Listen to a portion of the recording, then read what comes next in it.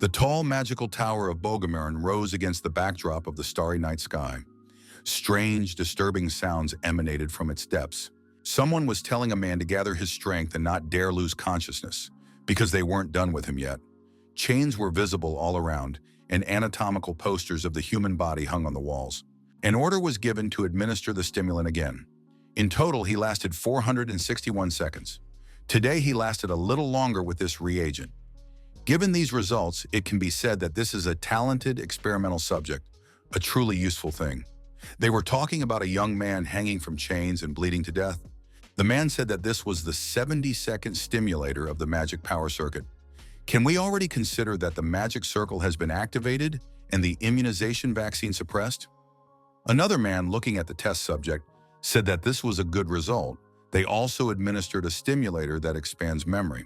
In this magic tower, known as the strongest in the empire, the young man was slowly dying. Why was someone like him, whose gifted mind was recognized here? In this secret laboratory, there were containers with ants everywhere. An order was given to forcibly activate the stimulant. After that, the prisoner began coughing up blood.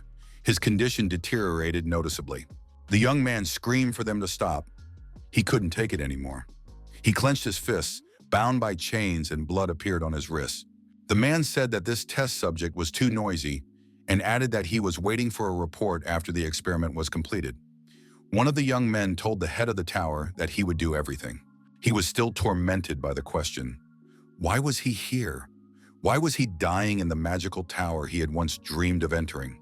One of the observers lifted the prisoner's head by his hair and asked how Verdun was feeling. He had to pull himself together and not lose consciousness.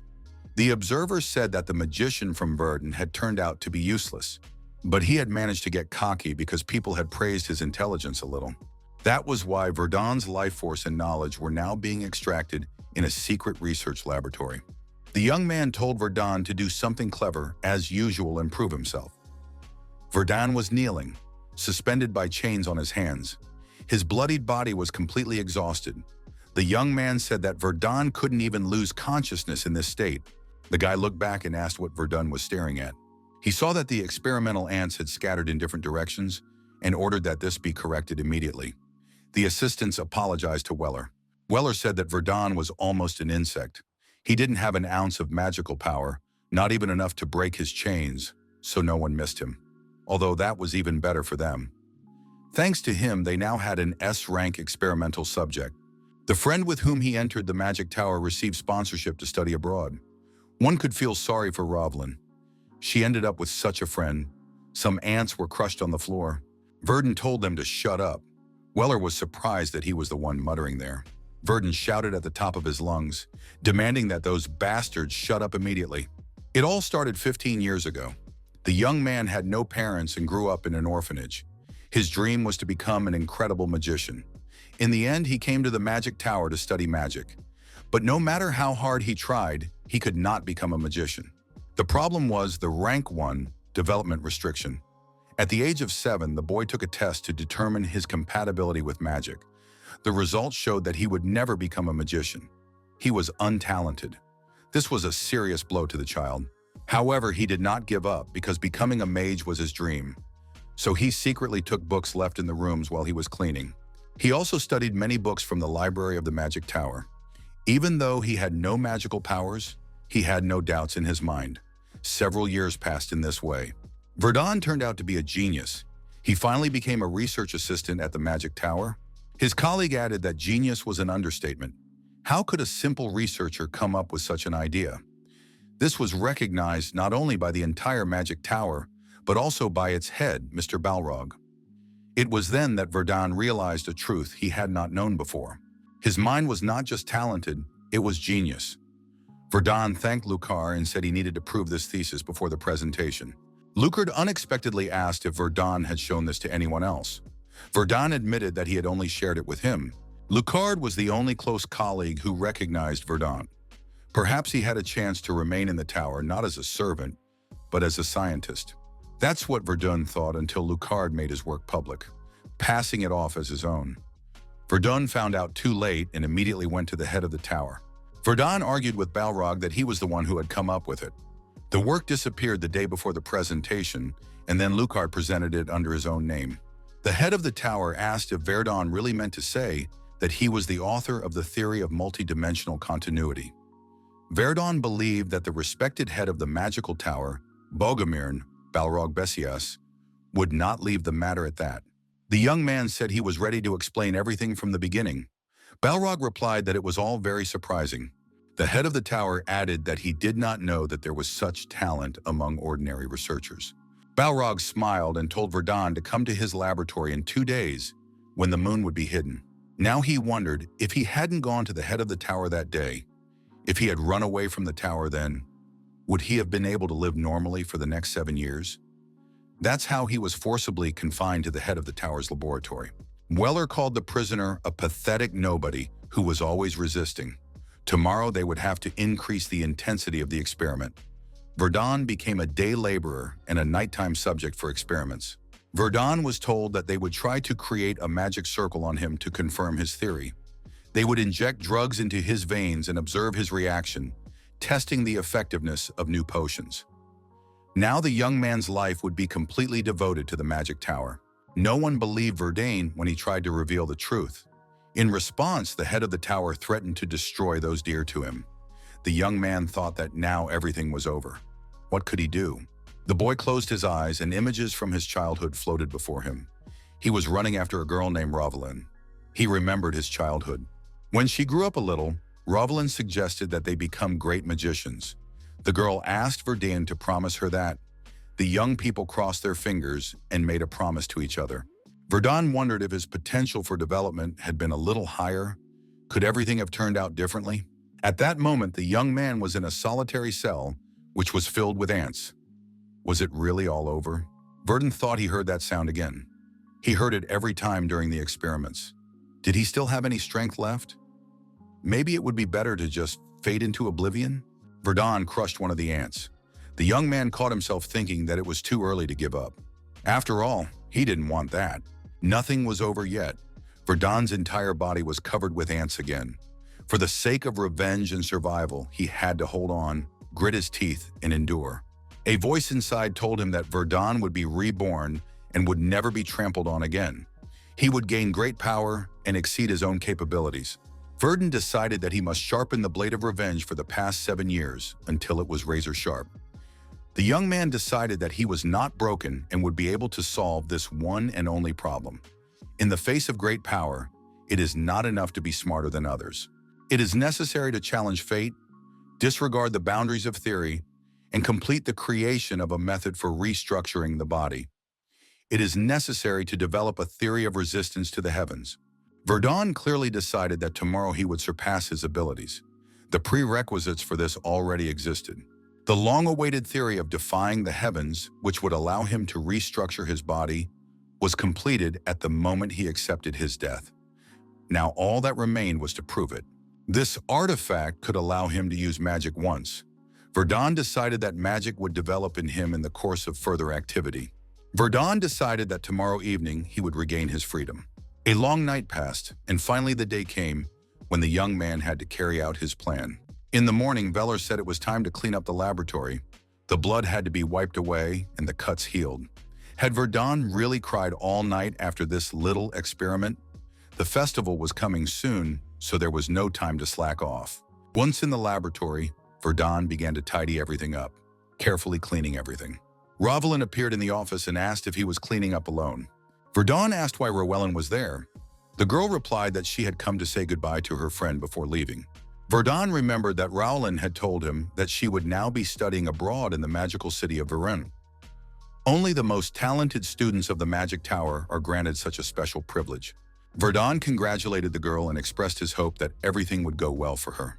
Rowellen said that her offer was still open and that he could go with her to Viren. She noted that he would not have to deal with ignorant fools who despised him. Verdun would be able to find new opportunities to study magic. The girl blushed with embarrassment and told Verdun not to misunderstand her. She just wanted someone to talk to, that's all. Verdun smiled politely and said that he would stay here and write to her regularly. Verdun looked sadly at the departing carriage. Rowellen knew nothing. She did not know what was really going on here. The young man heard a voice behind him demanding that Verdun follow him immediately. Verdun was grateful to the girl for one thing. She did not interfere with his plan. The Magic Festival was one of the most famous holidays in the world. It was dedicated to the construction of the first magic tower and celebrated the rebirth of magic. It was the busiest day in the tower. When the festival begins, all high-ranking magicians go to large cities. Only low-ranking ones remain in their places. Verdun knocked on the door and entered. The man asked what brought him there at such an hour. The young man replied that the head of the tower had asked him to tidy up the treasure vault. The man said that he should have asked permission in advance. Couldn't he have thought of that? The manager allowed him to enter the vault, but warned Verdun to be careful and not scratch anything there. Verdun said he understood and opened the door to the treasure vault. The first thing the young man did was activate the artifact that blocks sound. To do this, he just had to put his hand on the corresponding sphere. Verdun decided that this was the moment when everything would begin and descended the magical air staircase. The young man saw magical rings and dials in front of him. He was interested in the second circle, an ancient artifact, the creation of which had cost the head of the tower an astronomical sum. It allowed the mage to use 3 spells and temporarily awakened the hidden talents of its owner. Verdun decided that he would need a staff to carry out his plan. To take it, he had to disable the protective magic circle. It required unlocking a 7th level spell. The head of the tower had cast it himself. For 7 whole years, our hero studied how to remove the spell. Verdun decided that he would destroy what the head of the tower was so proud of with his own hands. One of the people at the table complained that everyone else was enjoying the festival, while they were forced to guard the source of power. The second person said that there was nothing they could do about it, because they had drawn the short straw. The man with a huge mug in his hand said that was exactly why he was putting up with it. If it were a matter of skill, he would definitely have been chosen. The door opened and Verdun appeared in the doorway. The man said that the guy had arrived just in time and should bring more drinks. This man declared that when he became the head of the tower, he would no longer drink cheap alcohol. His colleague remarked that it was not easy to become the head of the tower. Verdun turned around and left the room with his staff in his hand. The man declared that he would definitely become the head of the tower. His colleague promised him free drinks in connection with this. Verdun waved his staff and began to carry out his plan. The man asked what the young man was doing. The man at the table asked if Verdun had gone mad. The young man did not expect such a reaction. The man jumped up from the table and shouted how this traitor dared to try to harm the mage. He would have to knock some sense into him. A 3rd-level magic spell, Tsunami, was used. A surge of excess energy appeared in the room. Verdun responded with a 3rd-level Earth Spear spell. The tsunami was broken and suppressed. The mage saw the Earth Spear rapidly approaching him and did not even have time to be afraid. As a result of this attack, the mage was wounded in the chest and began to bleed. Most of all, he did not understand how Verdun was able to do this. After all, he was only a pitiful 1st level. How did he manage to use magic? Verdun asked if the mage was surprised that the test subject was capable of such a thing.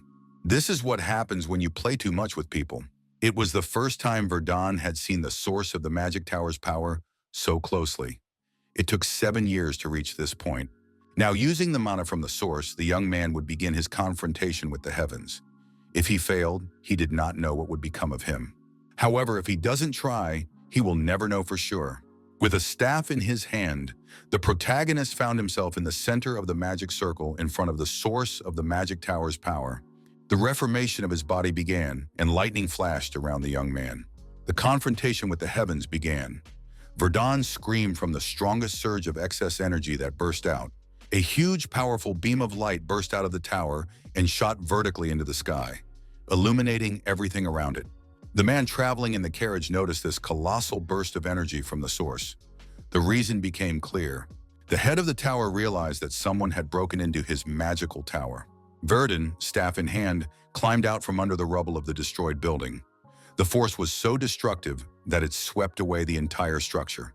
If he was still alive, then everything had worked out. The young man looked around and saw someone approaching him at great speed. Could it be the head of the magic tower? He must have sensed that something had happened to his people. The head of the magic tower saw the destruction and headed for where his tower had just stood. The head of the magic tower couldn't believe his eyes. Could this be the magic circle of teleportation? How dare he touch the magic tower? The Balrog shouted that whoever it was, even the emperor himself or a small child, he would be found and destroyed. Verdun thought he really wanted to sleep. He couldn't even move. It would be nice to stay here a little longer. Where did the sound of water come from? Where was he now? The young man looked into the water and saw his reflection. What had happened? Why had his appearance changed? His chestnut hair had turned ash gray. His black pupils had lightened and his eyes were now pure blue. Verdun had become a completely different person. Could something have happened during the reconstruction of his body? Verdun thought that he had dealt with those people from the magic tower and overcome the opposition of the heavens. Before the head of the tower could find him, he quickly disappeared using teleportation magic. Verdun had never seen such a forest. There were no such plants in the magic tower. That meant he had teleported across half a continent. In other words, the young man had managed to transform his body and escape in time through a pre-prepared magic circle. Verdun shouted loudly that he was finally free. The young man wondered how the head of the tower was feeling now. He must be furious. If the tower was destroyed, they would have to find the culprit and learn that their lab rat had escaped. However, this was not enough to completely destroy the magic tower. They may have lost their employees, but the head of the tower would definitely take countermeasures. Besides, it was not for nothing that Balrog Bessian was called the Almighty Man. Verdun thought that would be enough for now. The towers would be rebuilt, and in the meantime, he would become stronger in order to carry out his revenge. Verdun decided that he would destroy everything the head of the tower built before his eyes, and his name would be preserved in history. Revenge and fulfillment as a mage. These were the protagonist's goals. He decided that he could say goodbye to the magic tower. In the forest, there was a monster trying to chop a box with an axe. The young man activated the windcutter skill, and the monster was destroyed. Verdun looked at his hand and thought that he felt absolutely no difference when using this skill. The guy assumed that a problem had arisen during the reconstruction of his body. Except for the color of his eyes and hair, his appearance had not changed much. Even his mana volume remained the same. Verdun decided that he would not be able to find out what had happened for now. But if goblins were roaming the area, it meant that the village was not far away. The young man approached a box lying on the ground and saw cart tracks nearby. Someone had been in a hurry and dropped their belongings. Verdun activated his mana detection skill. He wanted to find the owner of this box. Verdun found a trail leading straight to the cart, which was still moving away. There was a young man in the cart. He was alarmed and frightened, urging on his skittish horse. The young man did not understand what was happening or how he had gotten himself into this mess. The fact that they had run into the remnants of a bandit gang, whose numbers had recently dwindled, was not a problem. The young man understood that his inability to negotiate and his talk about having connections with Baron Pite, as well as the fact that all his mercenaries had fled in fear, were not a problem either. But what was that creepy smile on the orc's face? The orc was busy attacking the bandits, so the young man was able to jump into the cart and quickly drive away. The boy in the cart heard a loud roar behind him and thought he was being chased. The young man continued to spur the horse on and shout for it to hurry up. The wheel of the cart hit a huge rock and the cart overturned. The young man flew to the side and fell to the ground. The boy came to his senses and got to his feet. His back hurt badly from the blow. The young man looked around and saw someone's eyes glowing in the dark forest. There were many of them. Danger was approaching. Monsters emerged from the forest. There were many of them, and they looked scary and terrifying. The young man couldn't believe that monsters could destroy him after all. The bloodthirsty monsters, brandishing their weapons, rushed at the young man. He thought it was the end. The next moment, a stone wall appeared around the young man on all sides. The monsters couldn't reach him. The young man found himself completely inside the stone mountain. The man watching from the sidelines thought that they should have left an air hole for the young man. Verdun, for it was he, jumped onto the hill and decided that he would be able to deal with the monsters before the guy suffocated. Verdun decided that this was his first real fight, not counting that goblin. The monsters, showing their fury, rushed at the protagonist. Verdun thought this was a great opportunity to test his abilities. He used fire magic. In the next moment, multi-fire arrows flew at the monsters, instantly burning their targets. The leader of the monsters gave orders to surround and neutralize this man. Verdun activated the whirlwind skill immediately after the multi-fire arrows. This was followed by a double spell. It was the use of two skills at once. A wave of fiery arrows rained down on the monsters. Verdun controlled their direction with his hands. The protagonist was surprised because previously he would not have been able to destroy even one goblin. The increase in strength was obvious. After a while, Verdun looked around. No one was left alive. He thought that this guy needed to be freed before he suffocated. Otherwise, why had he come all this way? Suddenly, a huge monster appeared behind the young man. Could it be that it had survived? After a while, the young man was driving his cart again. He said his name was Conrad and that he would never forget today. Behind him in the cart was Verdun. The young man asked how he could thank his savior. Verdun told him to watch the road, otherwise the cart might overturn again. Conrad asked the passenger if the horde of monsters posed a danger, or at least a threat to him. The protagonist thought that this guy talked too much. Verdun believed that it was actually a little dangerous. At the very moment when our hero realized that one monster had survived after all, there was no time to think. Verdun dodged the monster's attack and activated the wind cutter skill. The monster's head flew off to the side. The young man said there was nothing to worry about. Verdun asked Conrad how often monsters appeared in this area. He had heard that thieves usually avoided places where monsters lived.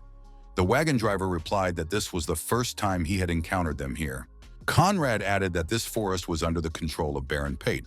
The young man added that he had often exchanged letters with him as a child. He had been told that thieves in this area had been exterminated. That was why he had taken the usual route without taking other mercenaries with him. However, luck had abandoned him today. Verdun had previously thought that the teleportation had failed, but apparently it had taken him to the right place, since he had ended up on Baron Pate's lands. Verdun believed that even if he had covered all his tracks and changed his appearance, the magical Tower of Bogomern could still search for him. For now, he needed to hide his identity and become stronger. Conrad asked if his traveling companion was listening. Verdun said he had forgotten to introduce himself. Our hero said his name was Asher. The young man decided that he would use the name Verdun when he met with the head of the tower. The carriage pulled up to Baron Pate's estate. It was already dark outside. The Baron asked what had happened to Conrad on the road. Conrad smiled and said that he had lost some weight while running from the orcs. Pate approached the young man and asked if he was all right. Conrad replied that he had been attacked not only by thieves, but also by monsters. Pate looked at our hero and asked if this was the mage who had helped his friend. The Baron added that he would not stand aside if his friend's savior was right in front of him. Verdun thanked the Baron for providing him with clothes, food, and lodging. The owner of the estate remembered that he had not yet introduced himself to his guest. His name was Baron Pate Henrod, and he was the steward of these lands. Pate pointed to the table laden with delicacies and asked if Asher liked the food. The protagonist replied that it was simply amazing. Pate added that he had prepared 5 million elks for saving Conrad. When could he give them to the young man? The Baron also added that if the young man did not mind, he would prefer to hire him for work. The pay would be decent. Verdun understood that he needed funds to achieve his goal. In addition, he would be able to train his magical abilities in battle. The young man asked the Baron what kind of work it was. Pate said that a few days ago they had found bodies hanging in the South Forest. The investigation showed that they were all residents of a neighboring farming town. The town itself was found in ruins. Pate continued, at first they were not sure who was responsible, but later learned that it was the work of bandits. However, after searching the entire area, they found nothing. It was as if all traces of them had been erased by magic. Asher suggested that there might be a mage among the bandits. Pate admitted that it all looked rather suspicious. Asher asked when the Baron planned to pursue them. Pate replied that it would be in 4 days. At the appointed time, a knight approached the young man and said that he represented Baron Pate. He was also responsible for this task. His name was Enoch. Enoch Harris said that the dark-haired guy's name was Harris, and the young guy's name was Peric. The protagonist greeted the knight and said his name was Asher. The young man thought it would be a good opportunity, but did not expect to have to chase bandits. Pate said that it was better to nip such things in the bud. Verdun decided that this would be his punishment for staying here. Enoch pointed to 2 people and said they were adventurers. They had gathered as soon as they heard that orcs had recently appeared. Verdun thought that the reward must be very high. Even the adventurers here were gold-ranked. Gold-ranked adventurers were on the same level as ordinary knights. In other words, they were experienced veterans who knew how to use energy to strengthen themselves and their weapons. Rumor has it that with such a rank, they are capable of destroying monsters single-handedly. Verdun wondered why they needed him, despite having 3 knights. Enoch replied that second-rank mages are usually as strong as knights. But they would have a hard time if the enemy used ranged spells. It would be best not to deal with a mage at all. Asher said they were unlucky. He saw a magic circle in front of him.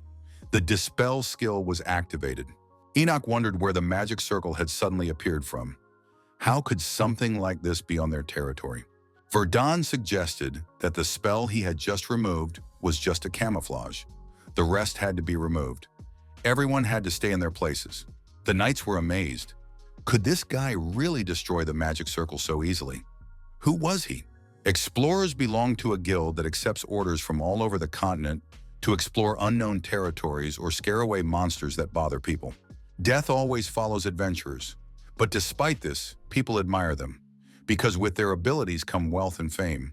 However, when an adventurer becomes too powerful and experiences many situations in which he finds himself on the brink of death, he loses control and turns his blade on other people. As a result, he turns into an ordinary bandit. An armed man stood over the carcass of a destroyed animal. He said that the damage from Payet's attack had not been compensated, and now they were suddenly attacked by orcs and goblins. In addition, there were very few provisions left. The armed man ordered his assistants to stop loafing around and go hunting. The knights, peeking out from the bushes, decided that these were the very bandits they were looking for. Perrick asked the senior knight, Enoch, what they should do. They were ready to wait for his instructions. Enoch decided to attack immediately because the robbers had let their guard down. Verdun asked them to wait. The young man said that he was accompanying the knights as someone who had to fight against magic, but they had not yet fully assessed the enemy. If the enemy mage had more circles than he did, they could lose. Verdun added that he had come up with something. The armed man said that after all the efforts he had made to expand the working territory, the subordinates hired from the previous village had also been destroyed. His colleague advised Verdun to calm down and think about what to do next. Who would have thought that an orc, laughing like a jester, would come and kill all their subordinates? When he worked as a researcher, he could not have imagined that something like this would happen. Varga suggested that Vilshan attack another village. However, Vilshan replied that the Baron was angered by those hanged from the trees, so they would not attack. Vilshan added that they had been hiding thanks to concealment magic, but now it was time to move on. They say there is a town called Martes nearby. They could loot the neighboring village. Suddenly, a fire attack was launched against these people. Vilshan used his magical abilities and said that a sudden magical explosion had been activated against them. This meant that someone had discovered them. At that moment, all three knights attacked the robbers. A mana barrier is a defensive ability that can be used quickly, but it is easy to destroy because it is not very strong. Destroying the barrier sends a backlash to the caster. Verdun said that one of their opponents was a mage and that his power was now clear. He was ready to deal with this mage, as they had agreed. Enoch replied that he was counting on Lord Asher. Varga understood everything and said that this time the Baron had sent people to destroy them. He hired the mage and the others, but his plan is not working. Varga and Enoch met face to face. Verdun began to chase the fleeing Vilshan. The robber planned to escape but did not expect anyone to chase him. Vilshan thought that fortunately his pursuer was using an earth wall. However, only those with 3 circles or more can fly. Vilshan asked how long his opponent was going to stand aside. Multi-ice arrows were activated. Vilshan decided he had to strike first. His opponent only had 2 circles, which meant he could attack him and only then leave. Verdun used fire arrows. Vilshan dodged the attack and thought it wasn't bad for someone with 2 circles. However, this guy had chosen the wrong opponent. Vilshan could see the outline of a person through the veil of smoke. He said that if his opponent had come with a knight, his position would have been disadvantageous. However, he could deal with such an opponent and then run away. Verdun appeared from the dissipating smoke. He said that he did not plan to let his opponent go. Vilshan noted that this was too much confidence and a rare ability to use complex attributive magic at such a young age. It had been a long time since he had met such a promising talent. Vilshan said that this youngster probably did not think that this would be the end of him. The 3rd circle magic falling ice was activated. Vilshan raised his hands and tried to block the attack with magic. However, his opponent easily neutralized Vilshan's spell. Our hero activated his earth spears. Verdun proved to be invulnerable. Vilshan was frightened and surprised at how a mage with 2 circles could use a 3rd circle spell. Vilshan continued to be amazed. Not only did this guy use a 3rd circle spell, but he also possessed 4 attributes. Had he been deceiving everyone from the very beginning? Vilshan was attacked, and the earth spear pierced his body through and through. Verdun thought it was good that he had come here. Now he knew how to fight against a mage. A loud roar could be heard. The sound came from a huge monster. The monster was holding the bloodied body of a bandit in its hands. 2 days before the expedition, Verdun created an experimental medicine using ingredients brought from the magic tower. He called it magic expansion chains. The young man recalled the hellish days he had spent in the magic tower. He no longer had any desire to conduct experiments on humans again. However, thanks to this medicine, our hero was able to attain the third circle. Verdun, looking at Wilshan lying on the ground, thought that this mage seemed to have perished. It was necessary to bring proof of victory over the bandits so that he would be believed and earn trust. Verdun became interested in the staff that was in the mage's hand. The protagonist took the staff in his hands and assessed it. It was a magical stone wand with a spell cast on it. It reduced the time it took to cast spells and increased the effectiveness of those related to ice. The young man decided that such a thing could be useful to him. Perik appeared nearby. He asked if Verdun was okay. Perik said that when they had dealt with all the bandits, he began to worry about Asher. Our hero apologized and noted that his opponent had turned out to be stronger than expected, so it took a little longer than anticipated. Perik suggested that, judging by the destruction around them, the fight had been very difficult. Verdun asked if the knights had dealt with the bandits. Perik replied that only the leader of the bandits remained, and Enoch was now dealing with him. Perik added that Enoch should be done by the time they got there. Verdun asked Perik what should be done with the bandits' belongings. Perik replied that their lord allowed them to take whatever they liked, as long as he did not need it himself. Verdun remembered Baron Pyatt and thought to himself that this wand would be very useful to him. Enoch said that Asher had done a good job. If it weren't for the mage's help, they would have had more problems. Asher noted that it had been a good experience for him. The captured Varya was puzzled. Had these people really destroyed Vilshina? It seemed impossible to him. Varga thought that if this continued, they would be taken to the Lord and executed. He couldn't die like this in a village, because there was still so much he wanted to see in this world. Varga decided that he had no choice and needed to escape immediately. He jumped to his feet, pushed the knight away, and ran toward the forest.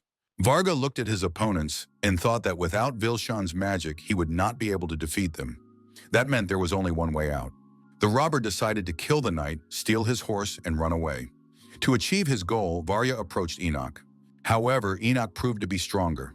He grabbed his opponent by the hand holding the sword, and with his other hand, the knight clutched Varga by the collar.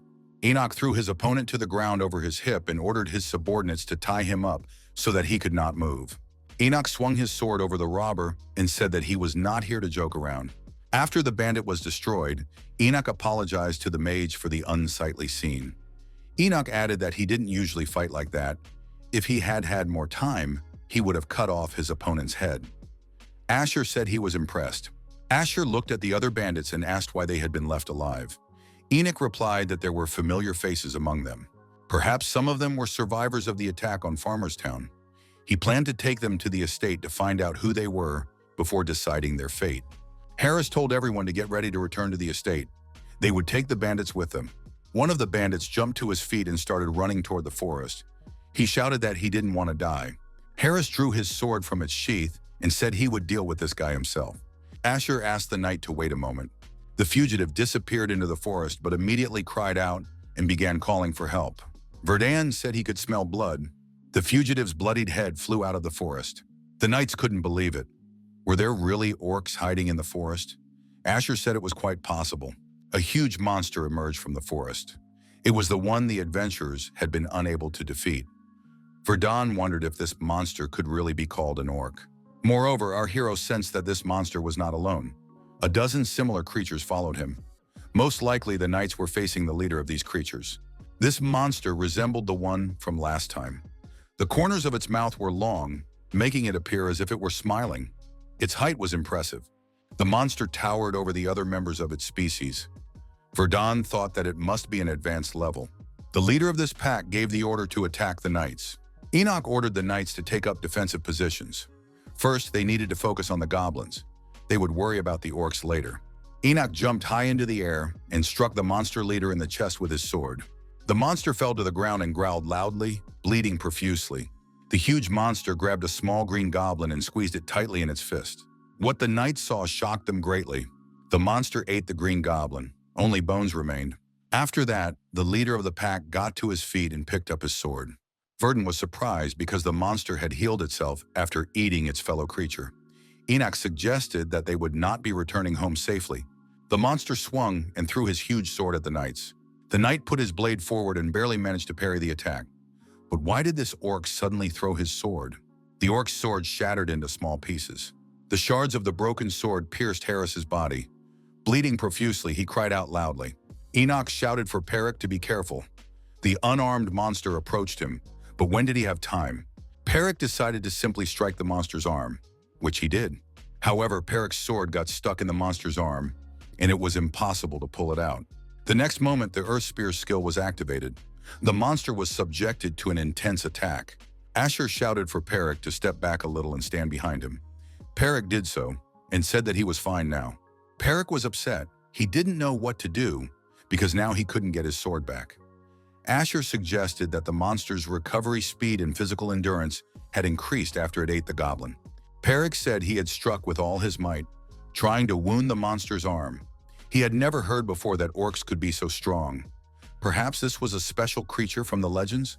Recovery and strengthening through absorption, control over those below. This monster was clearly different from an ordinary orc. Its strength was comparable to that of a knight. Verdun thought that if that was all, then this monster was too weak to be called a special being.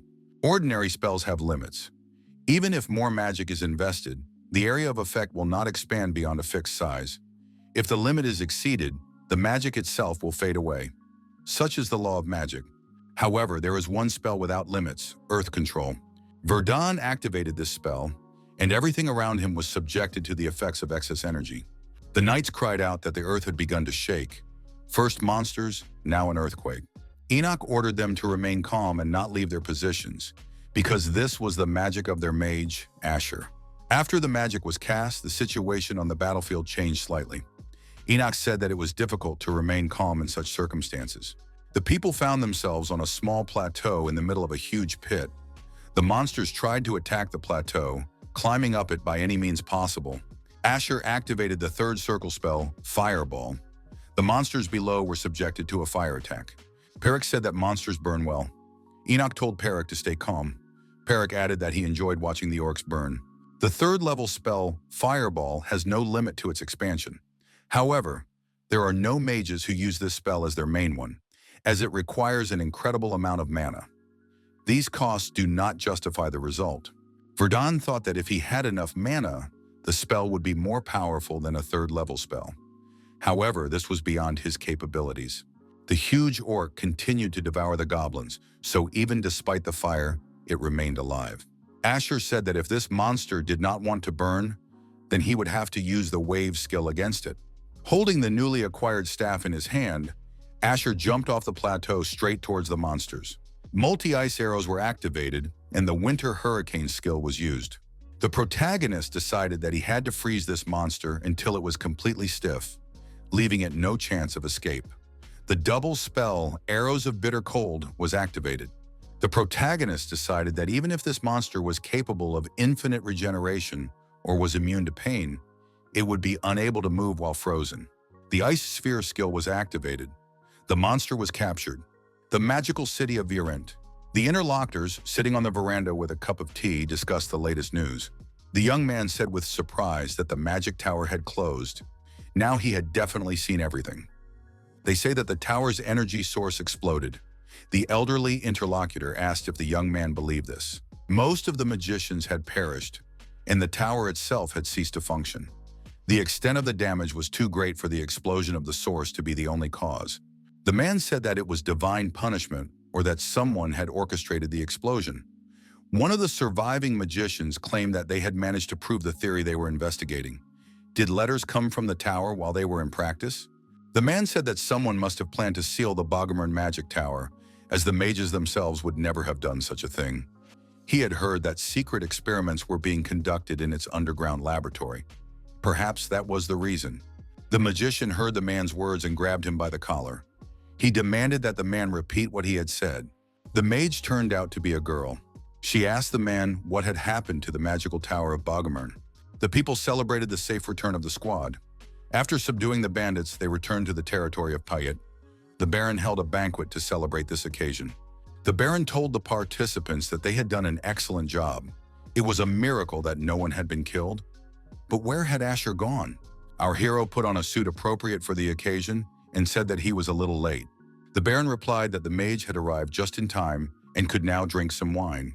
The participants thanked the Baron. No one expected that even ordinary soldiers would be invited to the banquet. Asher said that they had defended this territory, and what did status matter in such a case? The Baron asked Asher about the defeated bandits, wondering if they were too strong for ordinary robbers. Asher admitted that they were nothing like the thugs he had known before.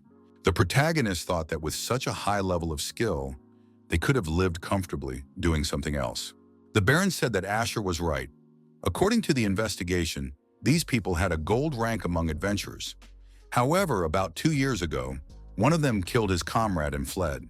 After that, their whereabouts became unknown, but apparently they formed a gang and ended up here. Gold rank is the 4th highest among adventurers. It can only be obtained after many achievements. Our hero was not surprised that a reward of 10 million elks had been offered for them. Now it was clear why the Baron looked so pleased. After all, if Asher had not participated in this expedition, there could have been many more victims.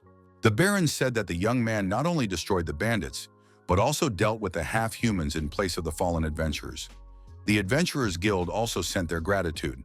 Asher became the pride of this territory. Baron Pate said that wine had a strong effect on him. Asher thought that the Baron had drunk too much. Pate added that thanks to the young man, the villagers kidnapped by the bandits had been freed. A dignified funeral was also held for the victims. Pate suggested that everyone raise their glasses to Asher, the mage who had saved the Pate territory. The banquet that followed was completely different in atmosphere from what the young man had seen earlier in the Magic Tower. It was a celebration where everyone had fun together, regardless of status. In the Magic Tower, everything was different. The warm and friendly attitude of the locals deeply touched our hero. This was the first time since escaping from the tower. Verdun could laugh heartily.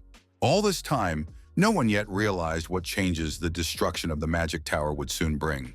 Rovelin approached the tower and saw that it was intact and undamaged. Were the rumors exaggerated? At that moment, someone called out to the girl. A young man asked Rovelin if she had just returned from Variant. The girl confirmed this and added that she had heard about the energy source that had gone out of control and destroyed the area. However, everything looked better than she had expected, and this brought her relief. The young man said that the building could be quickly restored. Rovelin asked where Verdun was now. The young man pointed in the direction where people were gathered and said that he was there. People were studying a list of missing persons. Rovelin approached him and saw Verdane's photo among the others. She thought it was impossible. The list said that the young man had disappeared while on duty in the power room. Rovelin wondered if that meeting had been their last. The girl burst into tears. She didn't want to part like this because this guy was like family to her. The man put his hand on the girl's head and told her to stop crying. Anger towards others won't change anything. Rovelin raised her head and saw the head of the Balrog Tower in front of her. The girl asked what had actually happened in the tower. Balrog said that during the festival, the energy source had failed. All the mages in the Corps, including the officer on duty, had died. Years of accumulated data and research records were all destroyed.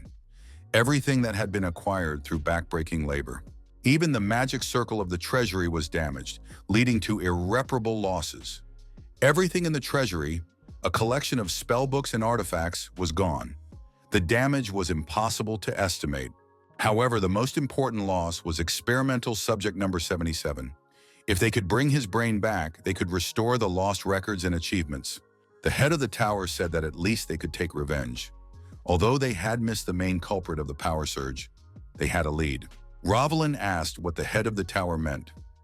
Balrog said that 3 hours before the power surge, someone had disappeared without a trace. All connections had been used to track down this person's whereabouts and past. Balrog handed the girl a pendant and said he had found it. Rovelin saw the symbol of the Dark Hour in front of her. The Dark Hour is a group that not only secretly studies magic, but also seeks to subjugate the world with its help. But what are they doing here? The chief said that they did not know how these people had entered the tower and caused the energy surge, but they were sure that they were involved. Balrog said that in order to appease those who had died, he intended to create a team to destroy the Dark Hour. The man added that a place had already been reserved for Roblin in this group. Balrog noticed that, judging by the expression on her face, the girl had already made her decision. Roblin crushed the pendant she had found in her fist in anger and thanked the head of the tower for waiting for her. A few days later, the Explorers Guild arrived in the territory of Pite. The visitor apologized to Sir Asher for the incident. The young man said that they had assessed the threat from the orcs as high, so they sent gold-ranked explorers, but the results were disastrous. Asher acknowledged that it was a simple accident. The visitor thanked the mage for his understanding and left a certificate of reward for this conquest. The reward took into account the risk and delivery of the body of a new type of orc. The total amount was 24 million elks. After taxes, half would remain. The visitor said that for independent individuals not registered with the guild, all rewards were subject to a tax of half the fee. Even if they wanted to refuse, they couldn't, as it was imperial law. Violation could lead to charges of tax evasion or theft. The guild representative said he knew a legal way to avoid the tax. Asher guessed that he would be offered to become an adventurer. The visitor confirmed that the young man was correct. Their guild had low tax rates for the highest ranks. Asher could start at the silver rank. Verdun thought that this might limit his future actions. However, he agreed. There was something more important than money. He wanted to become stronger in order to take revenge. Despite the fact that Verdun had lived as a test subject in the tower for 7 years, his essence remained that of a mage. The warehouse of the Adventurers Guild Seekers on the territory of Pate. A mage is always a seeker of secrets and an explorer. That is why our hero brought the body of the defeated orc here for full-scale research. This guild had an artifact that preserves the state of everything it covers. The orc's reddish pupils and skin did not surprise the young man. His torn mouth and more powerful physique compared to other creatures stood out. However, these features are far from those seen in more developed species, such as orc warriors or orc lords. His intelligence cannot be called exceptional either. Most likely this is a mutation rather than evolution. However, even if it is a mutation, there is insufficient evidence to explain its regeneration and incredible strength, achieved solely through nutrition. Verdun noticed a scar on the back of the monster's head. Regeneration is the ability to restore the body to its previous state. This orc's regeneration was strong enough to restore his burned body and even torn flesh, but it couldn't cope with one wound, leaving a scar. Verdun thought that if that was the case, then the orc must have gained its regenerative abilities after being wounded. The scar was a mark left by the cut. Only evolution could help half-humans acquire abilities after birth. The most likely conclusion was that someone had artificially created this orc, and that was very bad. Asher told the knights that they shouldn't have come here to see him off. Perrick replied that the mage had saved his life. It was the least he could do. Asher said he had received too much: a circulation ring, a beast skin cloak, an increase in mana, and its regeneration speed. Enoch told Asher to relax because it was a well-deserved reward that rightfully belonged to him. Perrick said goodbye, adding that if Asher visited a branch of Conrad's trade guild in another city, he should just mention his name. The mage would not regret it. A border village between the territories of Paiet and Martes. Verdun canceled flight mode and descended to the ground. After studying the map, the young man realized that this was the only territory between them. If he stayed here for the night and went to the city tomorrow, it would be perfect. Verdun saw two people talking and thought that there might be some useful information here. He decided to eavesdrop a little and find out what was going on. The Whisper of the Wind skill was activated. One of the interlocutors said that the problem was definitely with the goblins. After all, they had stolen all the livestock, and they had to pay a lot of money to hire adventurers, even though they claimed they could handle it themselves. The other person added that someone might get hurt. Asher continued to stand and listen. One of these people said that subjugating the goblins was the adventurer's job, and that by tomorrow morning everything would be over, so there was no point in complaining. Their services were expensive. Verdun wondered if the goblins were really here. To ordinary people, they are just insects. They start with petty theft, but when there are many of them, they attack villages, steal goods, and eat people. Therefore, when goblins are discovered, the standard response is to call in adventurers. Verdun thought there was nothing unusual about that. One of his companions asked if the rumors that James had seen a monster in the forest were true. Another remarked that the village elder had forbidden them to talk about it. This was a few days ago. James went to check the trap he had set in the forest. A wild beast was caught in the trap. James heard the squeal of a wild boar and turned around. James saw a goblin with a torn mouth, larger than a normal orc. It was devouring the boar. Verdun did not expect to hear such a thing. A large goblin with a torn mouth. The young man thought it was difficult to accept this as a coincidence. The goblin was killed by an arrow that hit him right in the eye. It was the work of hunters who happened to be in the nearby forest. Myrna, a silver-ranked adventurer, asked with a bow in her hands if she had gotten better at shooting. Loke, a silver-ranked adventurer, sighed meaningfully in response. Loki said that Myrna was bragging about hitting a target that was really close. The other adventurers asked the two to stop arguing. They were on a mission after all. Iris asked Mild if he had found any traces of goblins. Mild pointed and said that there was a cave that looked like a goblin lair. Iris noted that it was a totem made of animal and human bones, a symbol of the highest species of hobgoblins. They should be careful to ensure everything went smoothly. Iris added that the first thing to do was to destroy all the warning devices and totems before entering. The mage Iris activated her piercing gaze skill. Now all the adventurers could see perfectly in the dark. Iris noted that even without a lantern, they were no longer afraid of the darkness. Loke said that this was to be expected from a leader. She could always be relied upon. The young people cautiously entered the cave looking around. Iris looked back, and Myrna asked what was wrong. Iris replied that she thought she had sensed mana. Deep inside the cave, goblins worshipped a sacrificial fire containing the bones of creatures they had destroyed. Suddenly, one of the goblins was pierced by an arrow shot from a bow. The arrow pierced his head and he fell backward. The adventurers rushed at the goblins with cries. Myrna said that everything was going smoothly and that they would probably finish quickly. Iris warned Myrna not to let her guard down. The adventurers saw the entrance to another room in front of them. What did this mean? Myrna said it might be the hobgoblin's lair and went to check it out. Iris reminded her that if anything happened, she should give the signal. Myrna went further and saw many destroyed goblins. Who had done this to them?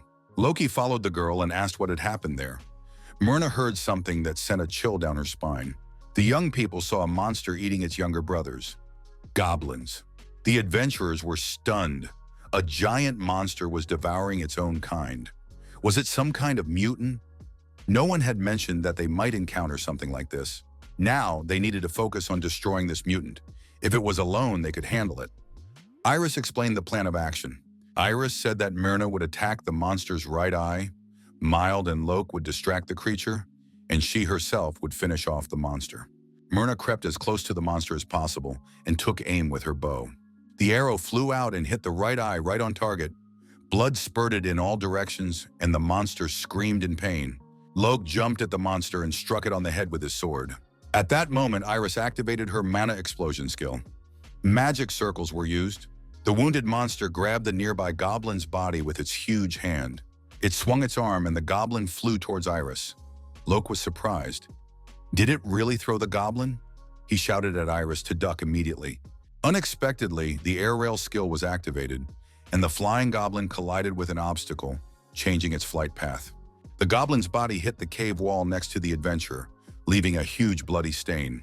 At that moment, Myrna fired several more shots from her bow, and all the arrows hit the monster's head. The monster lost its footing and collapsed to the ground. Myrna ran up to the commander and asked if Iris was okay. The girl replied that she was fine. Iris thought that if the goblin had hit her, she would have surely died. However, the trajectory of the body changed during flight. How was that possible? Myrna said that in any case, the mission was accomplished and no one was hurt. They had to hurry to the village to receive their well-deserved reward. At that moment, someone was watching the adventurers from the depths of the cave. Verdun, who was nearby, thought, "It's good that everyone is safe." He decided that it was worth using his invisibility to watch what was happening. Thanks to this, he noticed one of the laboratory's research objects.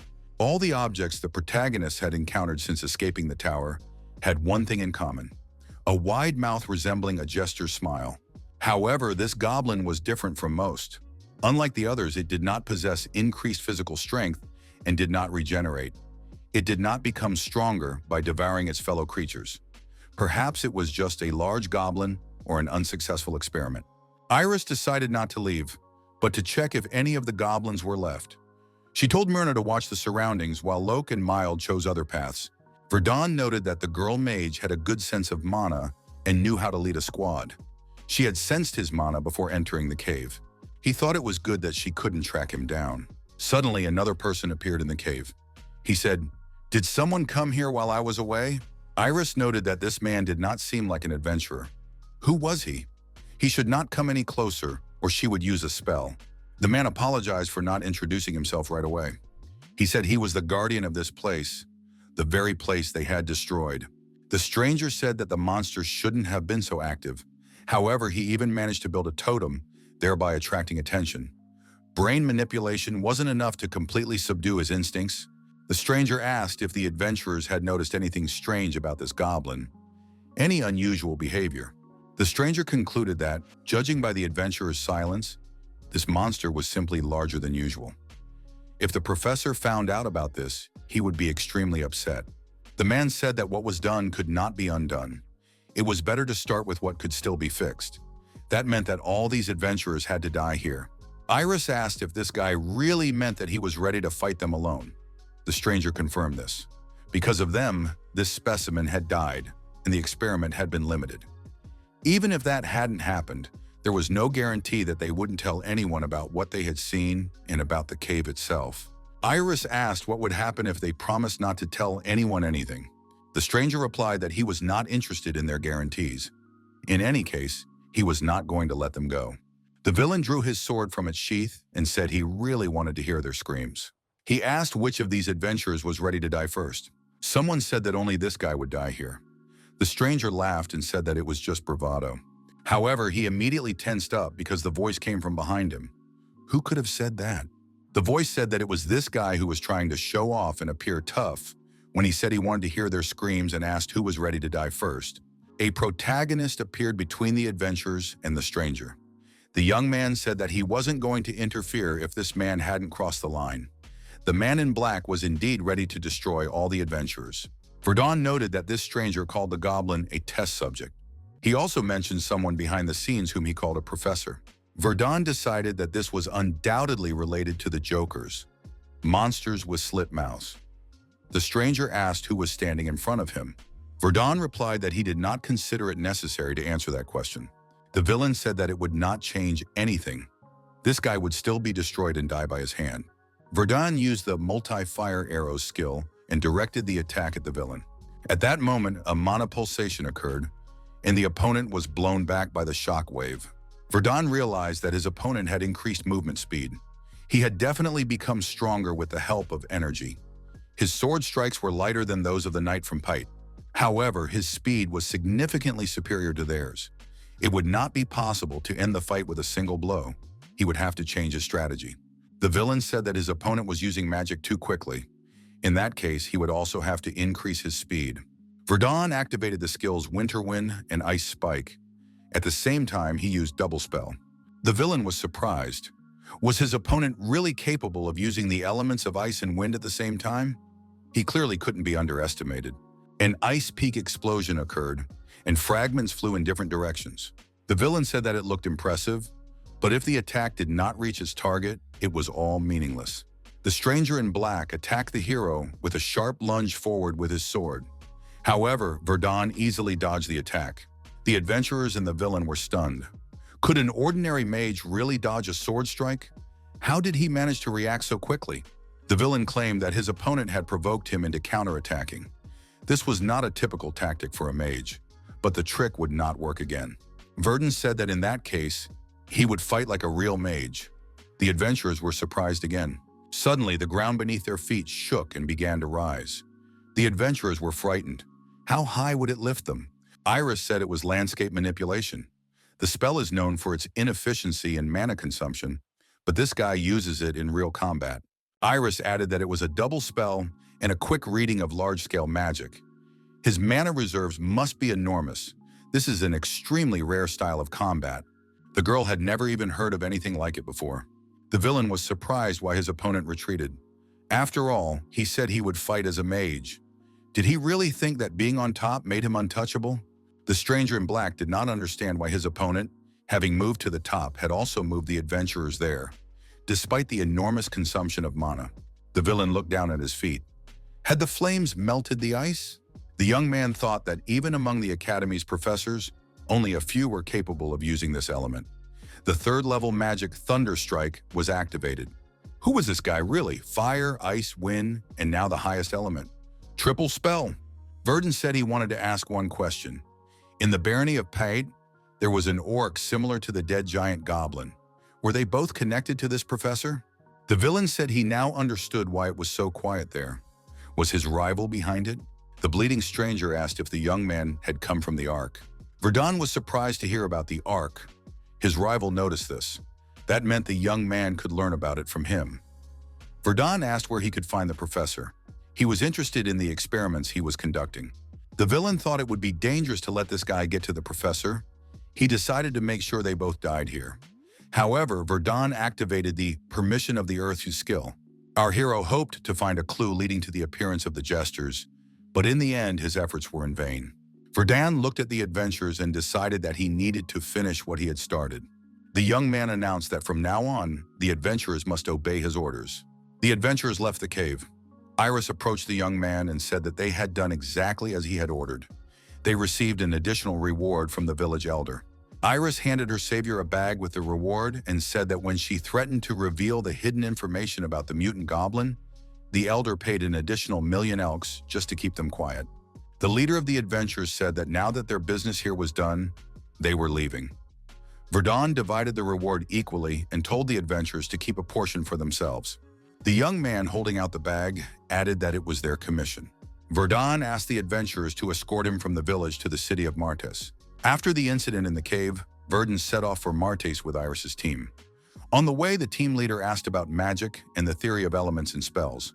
The protagonist did not object to the conversation and engaged in a discussion with her, and so they arrived in the city. Verdun assumed that a city of this size would surely have a bank. The adventurers needed to submit several reports to the guild. They said that their leader would show the young man around Martes. The girl asked where the gentleman wanted to go first. Verdun replied that he would like to start by collecting his reward and opening a multi-currency bank account. He also needed a card linked to Apple Pay.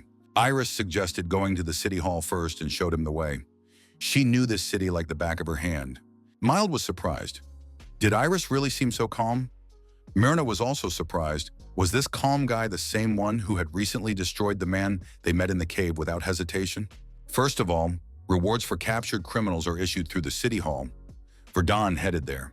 The protagonist almost got into trouble because he didn't have time to create an ID after changing bodies.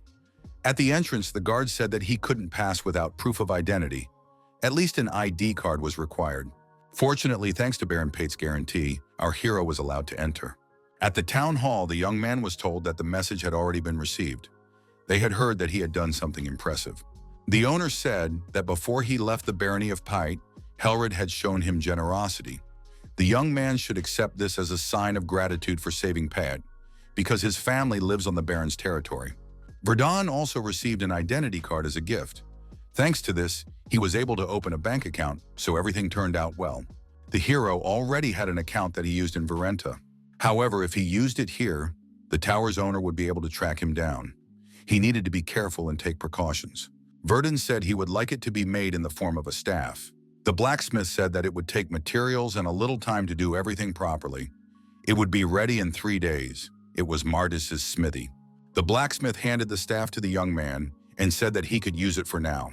Iris asked if the gentleman preferred staffs or wands.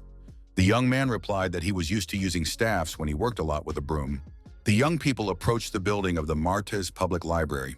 Verdun asked if there were any books on spells here.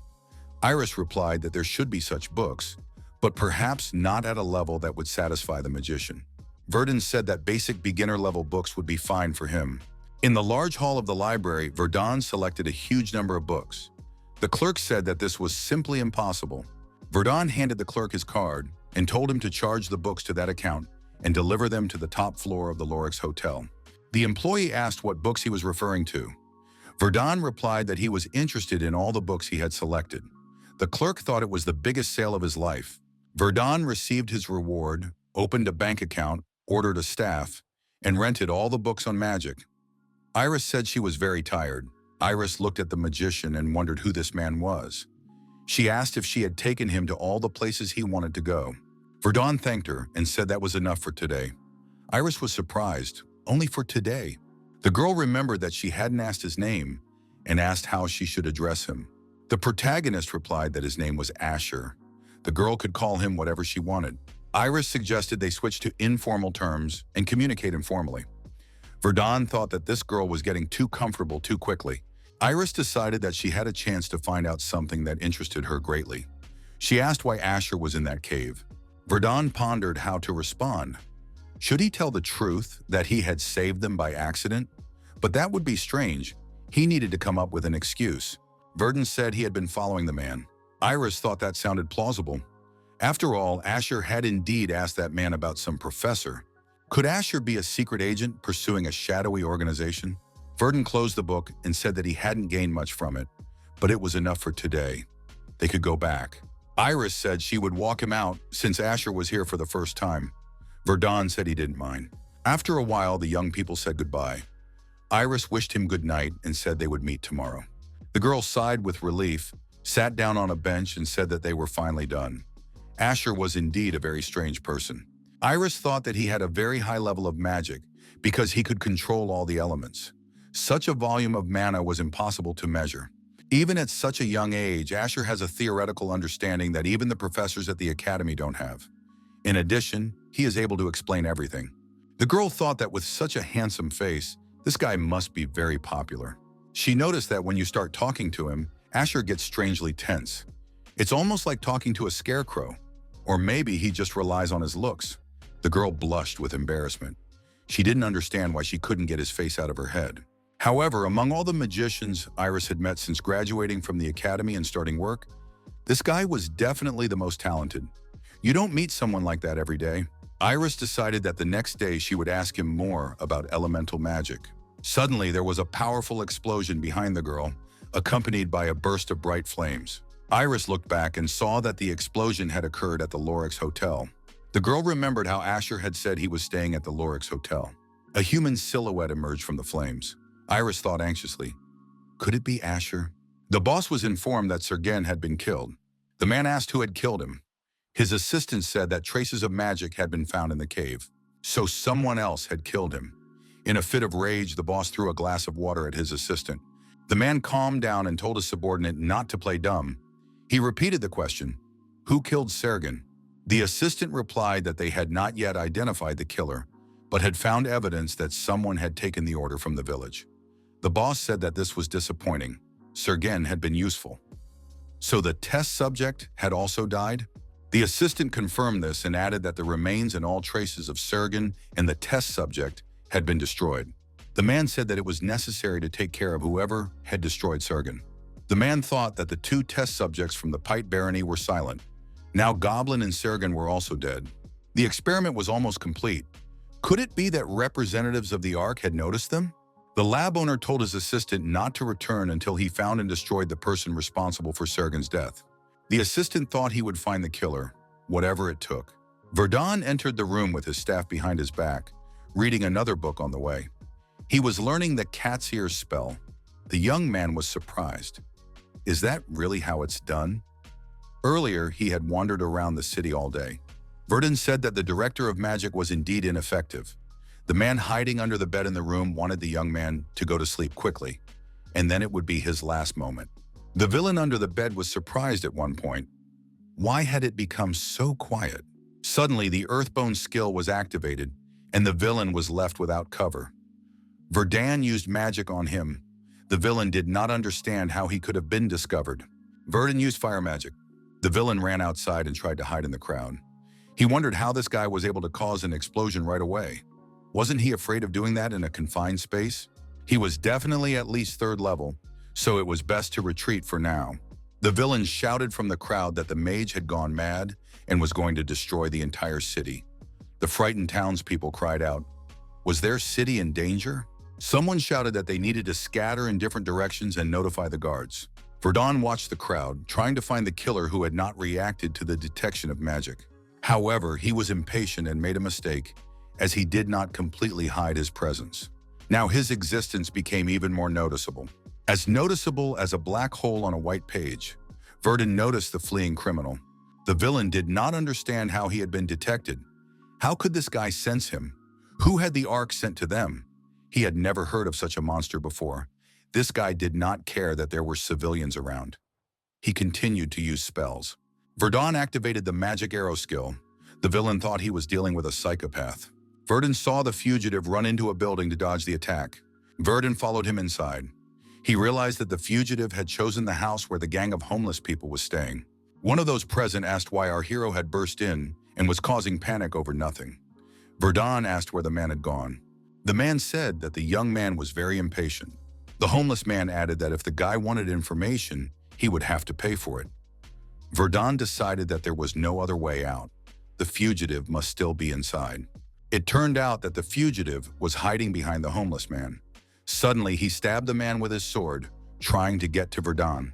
The protagonist thought that this scoundrel had destroyed an innocent man and even stabbed him in the back with a sword. Verdun considered this despicable and activated the shockwave skill. The villain lost his footing and flew far back. The criminal thought that magicians usually cannot attack and defend at the same time. If that was the case, he would lure his opponent, use magic barrier, detonate a smoke bomb, and escape.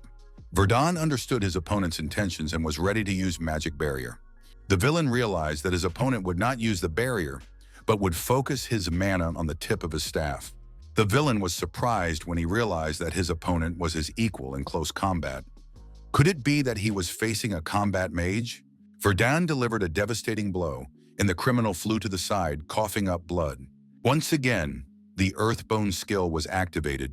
The villain saw magic circles in front of him. Verdun activated the Whirlwind skill. It was clear that our hero was determined. However, after the dust settled, it became clear that his opponent had fled. Only traces of blood remained on the floor. Then the young man heard someone behind him tell him not to move. He looked back. Verdun saw armed soldiers behind him. The commander said that the young man was under arrest for arson and threatening the local residents in the city. The mayor of Marty's, Henry Decker, said he wanted to summarize the report. Could Asher really be behind the chaos in the city? The officer said that Asher was apparently a victim. Someone had tried to kill him when he returned to the hotel. This led to the clash and unrest. The officer added that this was also related to a recent incident in which someone had tried to kill an adventurer associated with their guild. That was why he had been entrusted with leading the investigation. The head of the Adventurers Guild, Oscar, was present at the mayor's briefing. Henry Decker said he could imagine what impression Asher would have of their city. The mayor asked if the hotel had been badly damaged. Oscar replied that only the upper floor, where Asher had been staying, had been damaged. One wanted criminal from the slums had been killed. The person responsible for this was wanted. The guild leader added that they had also received testimony from the adventurer who had been protecting Asher. The adventurer claimed that while on a honey-gathering mission in the cave, he had encountered a mutant goblin and an armed assailant. Oscar noted that when they visited the scene, there was nothing there. No destroyed bodies, no monsters, not even traces of other creatures. The mayor said that this meant there was an organized group targeting adventurers. Did the guild leader really think that such incidents could happen? Oscar said that this was precisely why he had tried to assign a bodyguard to Asher. Decker asked if there had been any problems with this. The guild leader said that rumors had already spread throughout the city that Asher was the one who had organized the explosion and spread panic. That was why adventurers and soldiers refused to guard him. Decker acknowledged that the situation was complicated and promised to talk to his knights. The next day arrived. Verdun arrived at the town hall. The young man quickly enchanted the staff. Verdun thought that since the equipment was ready, he should start the investigation immediately. A knight entered the room and introduced himself as Jason, the deputy captain of the city's knights. He said that as long as there was a risk of an attack on the mage, he would guard him. Verdun thought that this was because the whole city was in a state of unrest and everyone was alarmed. Verdun assumed that if he had been assigned a bodyguard, it meant that the charges against him had been dropped. However, Jason looked very young, but he was still a third-level knight. Verdun asked Jason if he could go alone. The deputy commander of the knights said that he could only go accompanied by him. Asher replied that he was very sorry, but there was nothing he could do. Jason asked where the mage was going. After half a day, Jason asked where they were going. Asher replied, "What's wrong with that?" The deputy commander of the knights said that with him, you can go anywhere. Jason noted that they had not sat down once since leaving the town hall. How far did they still have to go? Asher replied that they had already arrived. This was the place he wanted to visit. Jason asked why they were here. The next moment, something incredible happened. Using his magical abilities, Asher destroyed the building. Jason was puzzled. Was this guy crazy? He had just blown up a house with magic. The mage said he had come here to find one person. He was interested in the killer who had tried to kill him the day before. Jason was surprised. Was the criminal here? Verdun thought that during the fight with his opponent last night, he managed to touch his shoulder and cast a spell on him. Our hero had recently acquired a spell that connects the target's mana to his own. The spell is called Trace. Verdun thought, if the mark was still there, it meant that the attackers hadn't noticed it. An underground passage appeared before the young people. Jason thought that the power of this mage was simply impressive. Verdun understood that the trail led precisely there. The mage said that judging by the direction and scale, this passage connected to the outer part of the city. Did Jason know about this tunnel? The knight replied that he had no idea, even though he knew all the passages in the city. Jason thought, could this be an unknown tunnel that is not marked on the map and leads outside the city? The knight realized that they had a very big security problem. The officer said they had to close the place immediately. Asher told the bodyguard to wait. The most important thing now was to find the person who blew up the hotel. Jason said that in that case, they needed to call for backup. Asher replied that there was no time. The target could get away. They had to follow immediately. Jason thought, was the mage ignoring him just because he was the vice captain? The wounded criminal retreated, following the established route. He felt he had wasted too much time here. After escaping from the mage, he had to heal his wounds and cover his tracks. That's why he had been stuck here for too long. The criminal thought, if this continues, the professor might get angry and try to destroy him. Maybe he should run away? The perpetrator decided that this was a bad idea. The professor would always find a way to get him. He could only hope that the professor would be merciful. The professor said that he was the most famous person in the city of Martes. The professor added that when he came to check if he was dead, the guy had caused a mess. He had created such a spectacle that the mayor and the Adventurers Guild now knew about them. What kind of killer spreads information about his target throughout the district? The professor said he was waiting for an explanation, clear and concise. The young man said that after receiving the order, he immediately went to Martes and checked the transportation department. Then he found out where the man lived and set up an ambush. However, the man somehow sensed him and used a powerful spell. The assassin added that he hid in the crowd and tried to run away, but the mage pursued him all the way. He barely managed to escape using a smoke bomb. The professor asked, does this guy really think he can escape thanks to some strange smoke? The young man suggested that this happened because his escape coincided with the arrival of the knights. Perhaps that was why the guy retreated. The professor refused to believe that the mad mage who used the spell in the city simply gave up because of the smoke and the appearance of a few soldiers. The professor told the young man to take off his armor right away and burn it immediately. The performer was surprised. Why do that? The young man was surprised. Why were there still traces of mana on his armor? He remembered his battle with that mage. Could it be that the guy had cast a tracking spell on him? The professor shouted that they had been discovered. He added that he would now take the sample, and the assistant should destroy everything and seal the entrance. Verdun understood why the connection with Trace had disappeared. The villains had discovered his mark. The protagonist said that unfortunately it was already too late. Verdun looked at the armed young man and thought that he was the same person who had attacked him, judging by his build and posture. So the one standing behind him was the professor. The professor asked if this was really the mad magician he had heard about. The Ark had sent a very strange guy this time. Verdun thought that this was not the first time he had heard of the Ark. The protagonist decided to deactivate these people and then ask them questions. The Earth Spear skill was activated. The professor asked his assistant, where is he going? What are they going to do now? The professor said he had no choice but to continue with the plan. He added that the young man had to buy him time by any means necessary. Verdun said that the professor would not go anywhere. Magical abilities were used, namely the skill Magic Arrow. The assistant said that the professor could not be followed and began to swing his sword. Verdun thought that a weak arrow could be blocked, but if the blow was too strong, it could destroy a person and prevent the truth from being revealed. What should he do? Jason shouted that he would delay the armed man and Asher could follow him. Verdun tried to catch up with the man. Where could he go? The protagonist understood that the professor couldn't have gone far. Verdun covered his nose with his hand. He smelled something strange, a mixture of rot and decaying bodies. The professor said he didn't expect anyone to be able to stop this guy, but he didn't think the young man would show up so quickly. However, he really wanted to show him the results of his work. Behind the professor was a dark cage with glowing teeth and eyes visible inside. The professor asked what the young man could say about these creations. Verdun suggested that these were the very jesters he had seen. There was probably a whole squad of them here. The professor said that these were not jesters to be mocked. This was a new stage of evolution. These were not the most successful specimens, as they did not fully reflect his ideals. The professor pressed a button on the remote control he was holding and said that these specimens were still enough to tear any intruder to pieces. The monsters came out of the cage. The professor told the young man to appreciate his work. Verdun replied that he didn't have time and activated the skills Wave and Thunderstrike. This was followed by a doubling of Thunderwave. The monsters that had broken free were deactivated and scattered in different directions. The professor couldn't believe that this had happened. Who was this madman? The man decided that he had been deceived. He thought he was dealing with a simple third-level mage. To do something like this person must be at least 4th level and closer to the upper limit. The professor said he had spent decades completing his research, and now everything could disappear in a matter of minutes. The red button on the wall was pressed, and a unique specimen previously kept in a separate tank was released. The professor said it was time to awaken his masterpiece.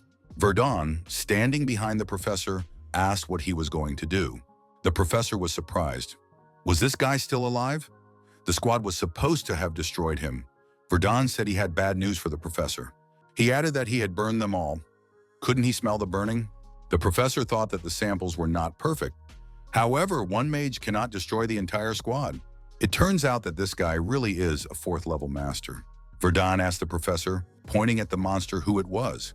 The professor replied that it was his opus magnum, his child.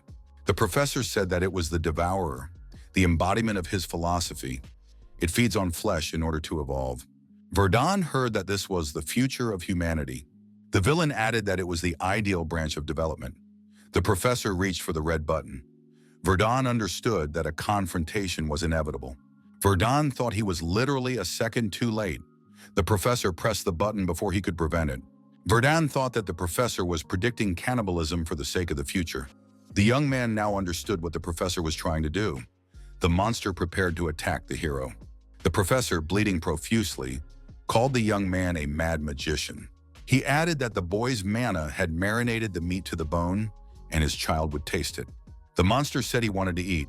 The young man was surprised. Could this monster really talk? The monster shouted again that it was hungry, and added that this man looked delicious and should be eaten. Verdun decided that the creature could be getting stronger. Mages spend years training to perform such tricks. Or they use powerful artifacts. The monster saw no need for that. Verdun understood that the creature would not stop now.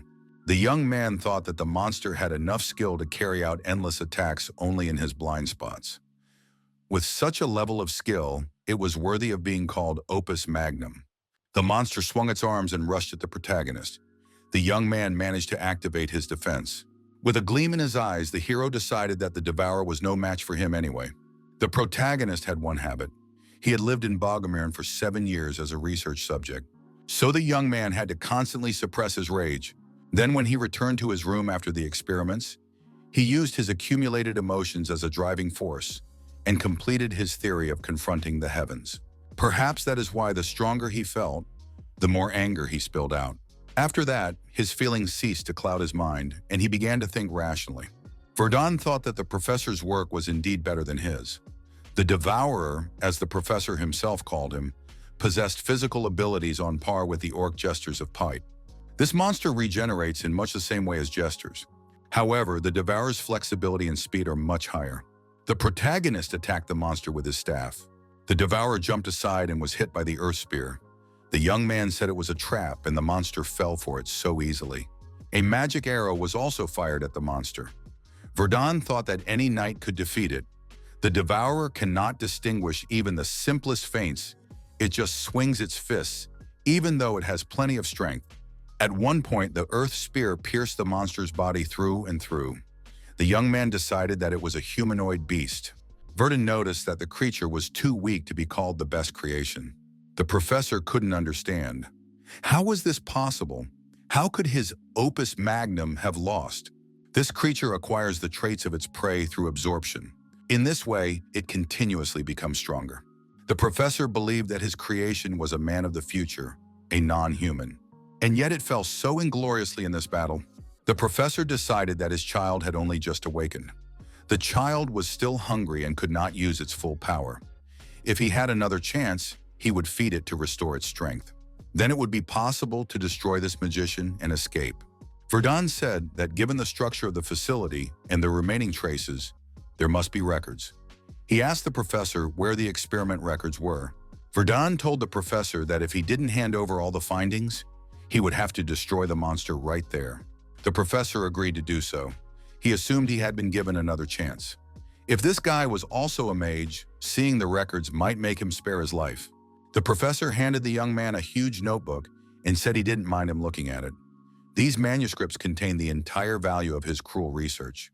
Verdun immediately opened the notes and familiarized himself with the contents. A few seconds later, the young man threw the notebook on the floor and said he didn't need it. The professor asked what the young man thought he was doing. He said that from a biological point of view, these studies were of the highest value. Except for ethical violations, they could even compete with the magic tower of Bogomir. Verdun said that he had completely different views. Moreover, the plan described at the end of the manuscripts could cost humanity dearly. The professor was surprised. Would this magician simply destroy him and these people?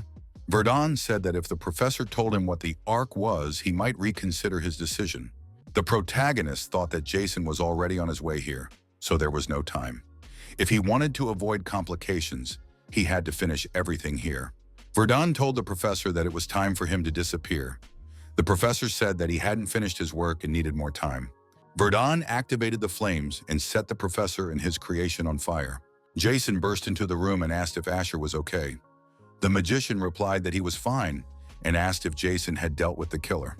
The knight smiled and said that he had dealt the killer a heavy blow to the side. Verdun thought that Jason had probably just left. Among the records provided, our hero saw a map with a certain place marked on it. Verdun assumed that, judging by the terrain, it was somewhere near Martes. Our hero was intrigued by the red mark on the map. What did it mean? Suddenly, Verdun grabbed his head. The young man felt a sudden headache and loss of strength. These were symptoms of mana depletion. Several days had passed since the professor's defeat. Peace had returned to Martes after that incident. Henry Deeker was furious after confirming the professor's plans and the existence of the underground passage. As a result, the city's knights were put on alert. The troops conducted a thorough inspection of the city and strengthened security measures. The commanders announced that they would search for new passages and close any they found. However, this no longer concerned our hero. Now the young man was preoccupied with injections of stimulants to expand his mana circulation. Thanks to the injections, which affected the capabilities of his body, the protagonist reduced the years of training required for a mage to a few weeks. Verdun decided it was time to move on to the next stage. The young man had reached the middle of the third rank in Verdun's elementary magic system. The boss sitting on the throne asked, "Was the professor really dead?" The man added that he had been thinking about dealing with him for a long time. Now the professor would no longer annoy him. The man said that the professor had been destroyed by the mysterious Asher. He would have to meet him in person. Verdun arrived at the Martes Knights training ground. This place had been marked under the professor's guidance. It was an old abandoned research center. The center was located in a forest on the border of Martes. It was hidden under a massive tree. There was an entrance that could only be accessed after unlocking a mechanical device. Inside, apart from rats and insects, no significant life forms were found. The only thing they managed to find was an emblem in the form of fangs, which the professor had mentioned in his diary. They also found the skin of a mangacap, known for its high physical endurance. There was no information about a group called the Ark, or those involved in breeding non-humans. Nevertheless, the protagonist got his hands on the valuable mangacap skin and managed to prevent a catastrophe in Martes. The young man considered this a good result. Jason said that the mayor was looking for the mage. Deeker told our hero that he owed him. Asher replied that it was nothing. The mayor said that thanks to the terrorist plan that Asher had uncovered, they were able to catch the remnants of the group hiding in the city. However, they did not obtain any significant information because all the criminals were madmen manipulated by the notorious professor. Diker said that he had kept the young man's contribution a secret, even though it was significant.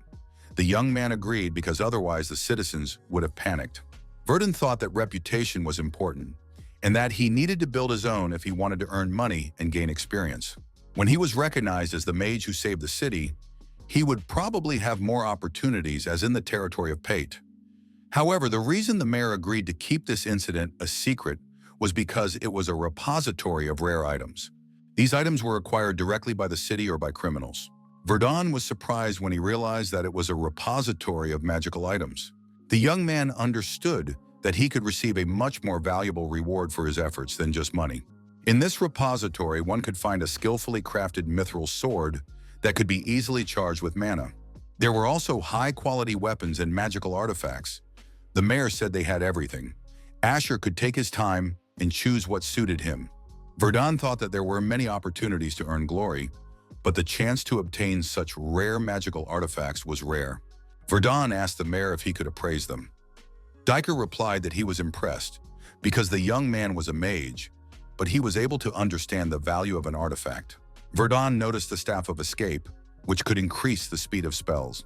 Our hero was also interested in the magic cloak, which changed resistance to physical attacks and fire. There was also a ring of restoration, which increased regeneration after injuries. Everything was useful, but there was nothing of personal value to our hero. However, the young man was intrigued by an unusual ring. "What is this?" he asked the mayor. The ring did not respond to appraisal, so it was probably not a magical item. Diker told the young man not to rush, as he had plenty of time. Evening came. The mayor said it was time to make a decision. Verdun showed the necklace of protection and said he had chosen it. It was an automatic mana barrier. The mayor said it was a good choice, but wouldn't the necklace require more mana than creating a barrier by hand? Verdun said that wasn't a problem for him. Diker thought that letting the young man go with just that was a little cruel on his part. The mayor decided to give the mage the ring he had recently been looking at as well. Verdun was surprised. "Am I really allowed to take both items?" The mayor said that he was the hero of this city. Another trinket was just a trifle. Verdun said he planned to stay in the city for a while longer. He needed something very important: the territory of the Viron mine. Workers with pickaxes in their hands were breaking rocks. Suddenly, during the excavation, the workers came across a skull. One of them was frightened. His colleague asked why he was panicking. "Have you never dug up bones before?" The worker replied that it looked very strange in this place. "It seems that something is wrong with this skull. Why does it look intact?" The worker kicked the skull with his foot and said that it would be better that way. His colleague said it was time to grab a pickaxe and get back to work. They had to finish today. One of the workers asked his colleague what was behind him. The man replied that there was nothing behind him. However, the same cracked skull was looming there. The skull made strange noises and glowed unnaturally.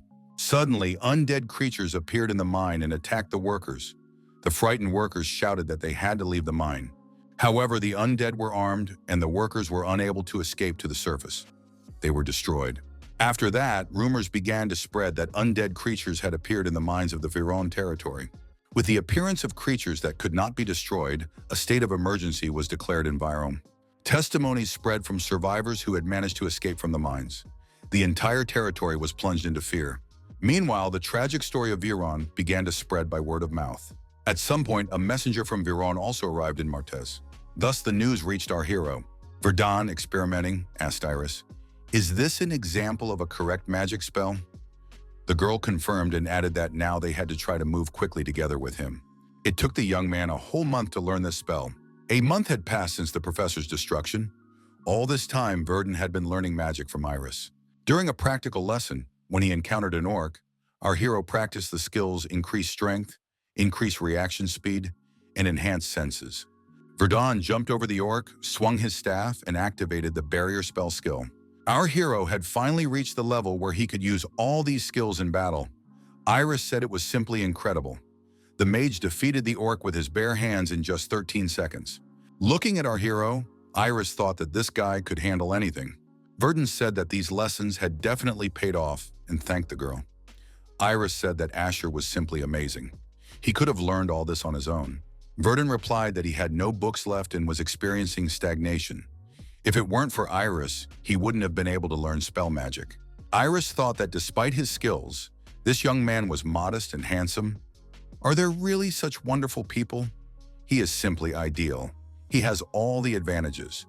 Why is he not interested in romantic relationships at all? Iris asked, "Does Asher have a problem communicating?" The young man turned around and said that he did not have such a problem. Iris thought that he had just read her mind. Asher noticed that everything was written on the girl's face. Iris cried out that there had been a misunderstanding. The head of the Martessa Adventurers Guild, Mr. Oscar, greeted Asher. He said he had a request. Oscar was conducting an investigation when our hero was falsely accused. The reason Oscar was looking for the mage may be that hordes of undead had appeared in the mines near the territory of Viron, which borders Martes. Their numbers were so great that help was needed.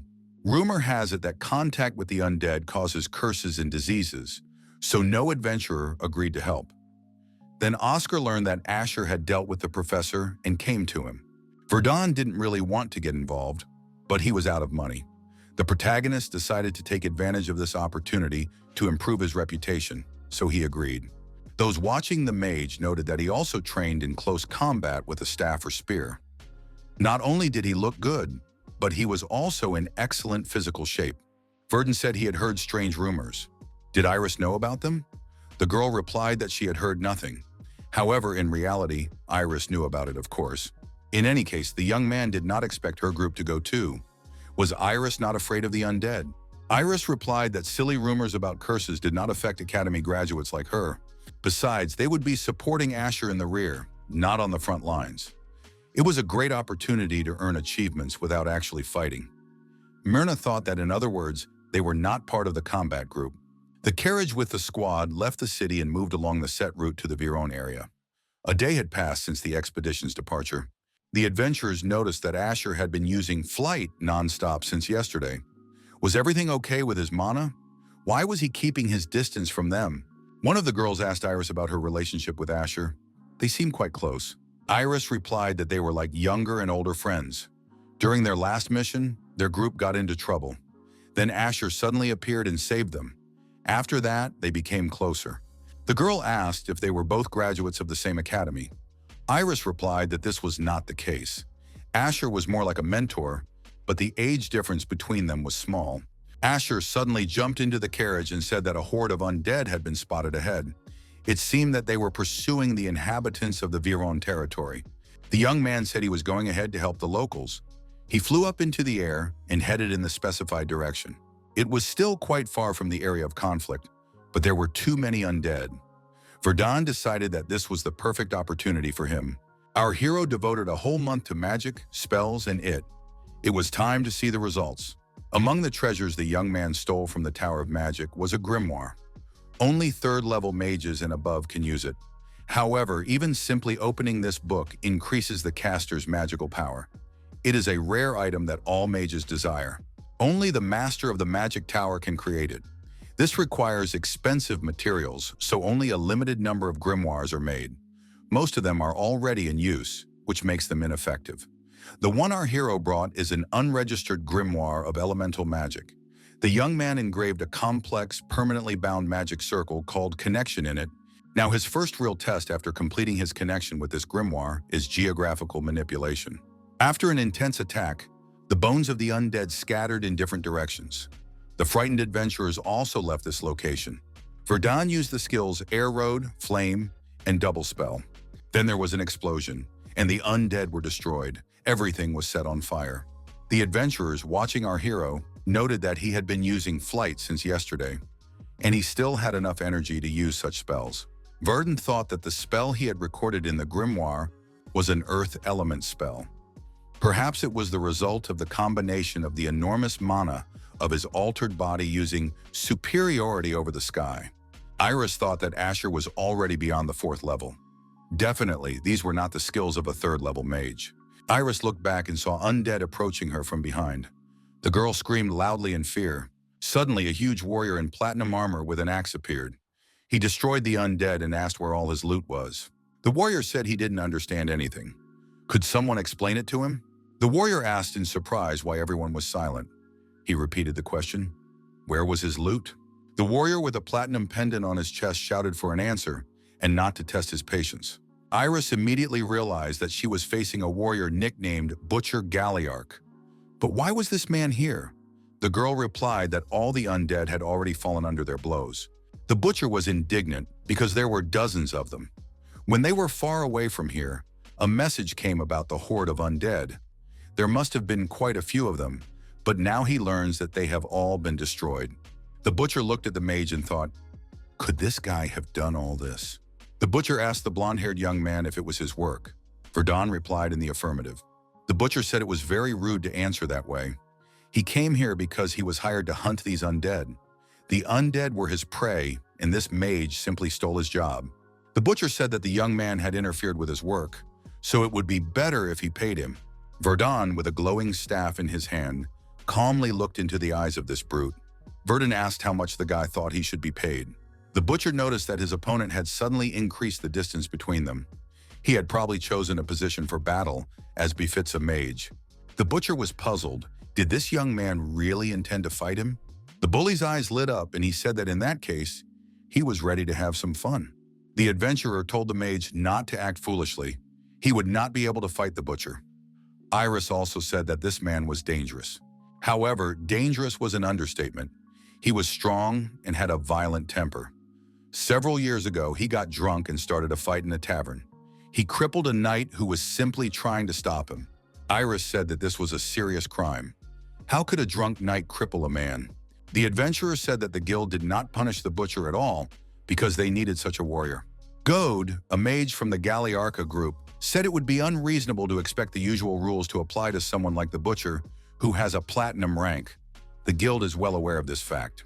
Narian, a fighter from the Galliarch group, told Goad to stop explaining everything to them. They had to try to stop the butcher. If their destination was Viron, it could become a real problem in the future. Goad agreed that in that case, they shouldn't make the situation worse. Goad told Galliarch to calm down. These people are probably just carrying out an order from Viron. Goad added that if Galliarch fought, it could lead to big problems in the future. Galliarch noted that they could just kill all these adventurers and say they were ambushed by undead. Goad told our hero that he seemed very confident in his abilities. Goad added that he wants to show this guy his place and used his magical abilities. Verdun realized that magical pressure was being used against him. It seems that this guy is, at best, a third-level mage. The name sounds majestic. Few would argue with that. But it's just a technique in which he releases raw mana. However, it had an effect on some people. Verdun was surprised.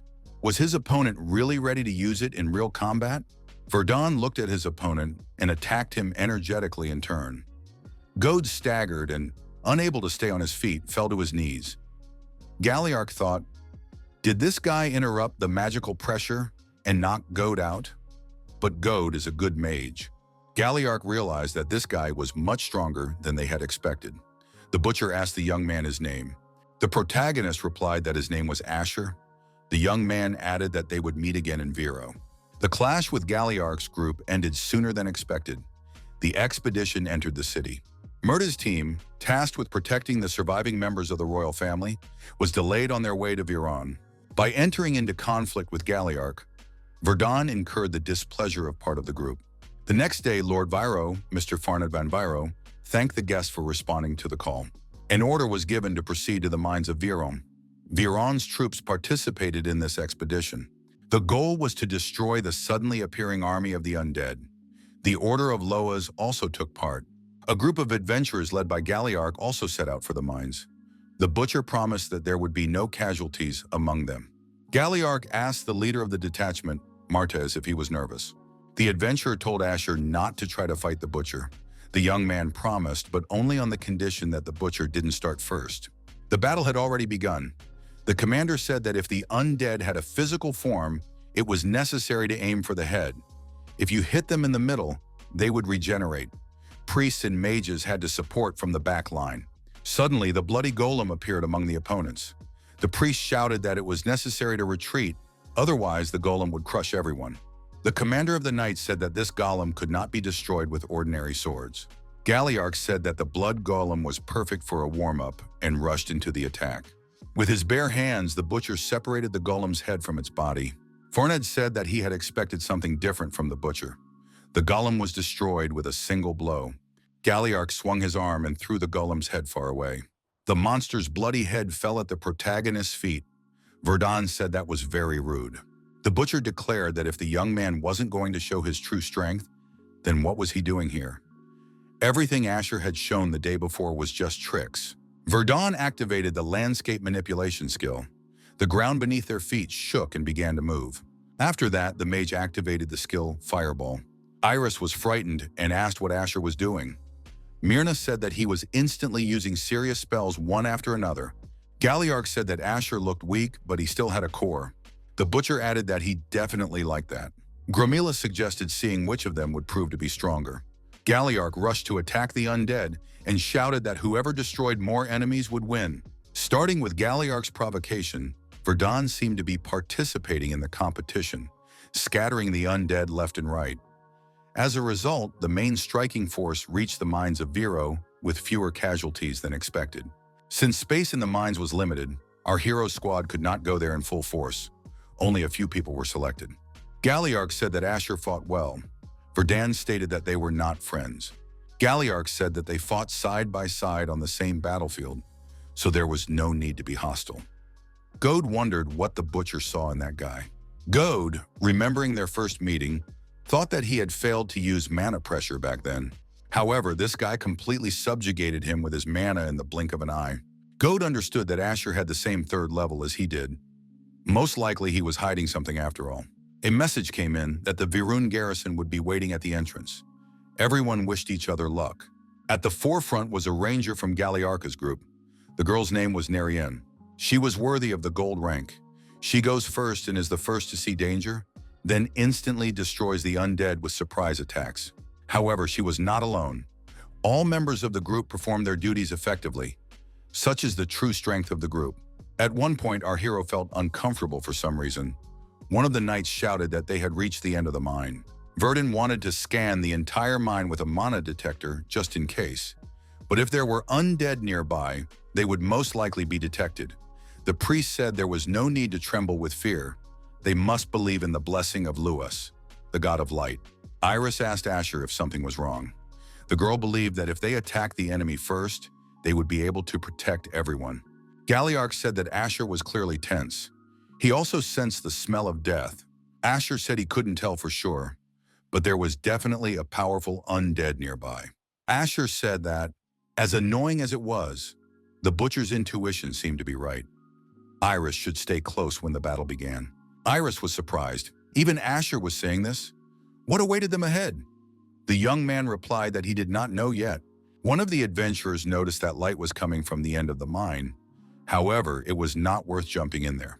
Asher said it was getting noisy and asked the knight what was going on. The knight replied that they had been checking for other tunnels and had found light coming from the end of the passage. Asher thought that there should be no other exits from the mine except the one they had come through. Where could the light in the dungeon have come from? Galliarch stopped everyone with a wave of his hand and said they shouldn't go any further. The knights wondered, what kind of place was this? It resembled a tomb. An undead creature with a sword in its hand stood atop a pile of bones. On the undead's chest was the coat of arms of the Kingdom of Estria. Verdun is currently hiding his identity as he has escaped from the magical tower of Bogomern. This land is the Duchy of Riviante. The duchy has declared independence from the Kingdom of Estria. It is very strange that the coat of arms of Estria appeared here in Vero, which belongs to Riviante. Goat asked in surprise, are there traces of Estria here in a place like this? Or is everything around him not what it seems? Goat understood that the reason this group trusted him was because of his skills as a spy. Even Galliarch recognized this. He couldn't afford to make a mistake. Galliarch asked, if they simply destroy this undead, will the threat disappear? Goad said he would do it himself. The butcher was naturally surprised. Goad added that there was no need to bother with such simple undead. He would take care of it himself. The priest activated the purification skill and began to recite a prayer. Verdun thought, if it doesn't live as a knight, then they are dealing with a knight of doom. If it hasn't awakened yet, it can be weakened with purification and destroyed without suffering too much damage. The stone strike skill was activated. The undead's eyes lit up. The undead knight lunged forward with the intention of grabbing Goad, but Galliark reacted in time and grabbed the undead by the arm. Galliark clenched his fist and the bones of the undead's hand remained in his hand. The knight himself ran sharply to the side. Galliark immediately realized that this was no ordinary undead. Could it be the Knight of Doom? The priest said it was a Knight of Mourning. Although weaker than a Knight of Doom as an individual, it had its own strengths. The priest added that these knights can command the undead. Asher said that in that case their plan was crystal clear. They had to destroy the Knight of Tears. Our hero said that before doing so, he would reshape the landscape in this area to neutralize the enemy's numerical advantage. Galliark asked what Asher was doing now. Did he really want to fight the undead himself? Asher suggested thinking clearly. When they went down there, each of them would have enough enemies to fight. Asher added that Galliark would have something to do. The young man added that in the meantime, he would take care of the main monster, the Knight of Tears. Galliark and the priest found themselves facing huge skeletons. The Knight of Mourning grabbed his huge sword. The protagonist immediately fired multi-fire arrows at him. As it turned out, the undead are weak to sacred and fire elements. Next, the double spell skill was activated. The young man prepared a wave of fire arrows and thought this was his chance. The fire spear struck the Knight of Tears. The Knight of Tears continued to resist and threw his sword at his opponent. Verdun was surprised. Even after being hit by the fire spear, his opponent was completely fine and immediately counterattacked. Verdun thought that if he continued to behave this way, he would be completely defenseless against the undead. Verdun activated the Breath of the Glacier skill, and the undead was frozen. Now he was limited in his movements. Verdun decided that if fire didn't help him, he would have to crush this knight with brute force. He activated the skill Earth Spear, a triple throw. His mana concentration was at its maximum. The protagonist looked at his opponent and decided that Earth Spear needed to be returned. Verdun thought that his opponent had managed to parry his blow. However, more importantly, the monster had changed its appearance. Verdun was annoyed. Why did his mana run out right now? Galliark came to the rescue and immediately attacked the Knight of Tears. The butcher shouted that he would not let anyone else take his main dish. After Galliark's attack, the undead was destroyed and torn to pieces. The knight thought that the entire group had fought against 3 undead creatures. If Narian with her gold rank hadn't been there would have been no chance of survival. Goad said that was a little offensive. Did the knight really think that only Narian was doing anything here? The knight admitted that the mage had also helped. Iris asked if everything was okay now. Myrna pointed upward and said that now was not the time to worry about others. They had to think about how to escape from here. There was no normal way out at the moment. They couldn't reach the ceiling, and they didn't have enough strength to break through the wall. If Asher fell, they would be practically buried alive. However, everyone could hear Galliark fighting fiercely. The butcher continued to strike the modified Knight of Tears. Asher and Galliark now faced the Knight of Tears together. The butcher asked if Asher was still able to move. Asher told Galliark to shut up and replied that he would rather talk about the enemy. The butcher said he liked this walking skeleton. Galliark said he would start, and Asher should get ready to shoot. The young man replied that he would try. The bruiser attacked the monster, activating Mana Explosion. Asher approached the fighting butcher and told him to take a step back. Galliark said that Asher was indeed crazy, turned around and began to run away. Asher activated a powerful explosion aimed at the undead. The modified Knight of Tears was engulfed in flames, but continued to fight. The same pendant glowed on the protagonist's chest. Verdun remembered his conversation with the mayor about the protective necklace. The mayor had said that the necklace would consume more mana than directly using a magic barrier. The young man had been worried about mana depletion before, but subsequently had no problems. Nevertheless, his mana reserves were almost depleted. His left shoulder was dislocated after the last blow. However, the biggest problem was that just before striking his opponent, the monster's body was hidden under black armor. After that, the Weeping Knight became much stronger. The priest tried to block the Weeping Knight's movement. There are no records of such a Weeping Knight in any of the church archives. Galliark jumped to his feet, shouted for the priest to hold on, and rushed to their aid. The butcher shielded the priest with his back and asked if they really wanted to die together. Goad decided that his chance had come. His attention was focused on the enemy. The mage decided to defeat the Weeping Knight with his spells. Galliark and Goad exchanged glances and understood each other without words. However, Goad was unprepared and, being attacked by his opponent, suffered serious damage. Galliarch counterattacked the Weeping Knight. The priest shouted that the mage needed to be healed. Galliarch asked Asher how much longer he had to wait. The butcher asked if the mage was going to use a powerful spell. How much time did he need to restore his mana?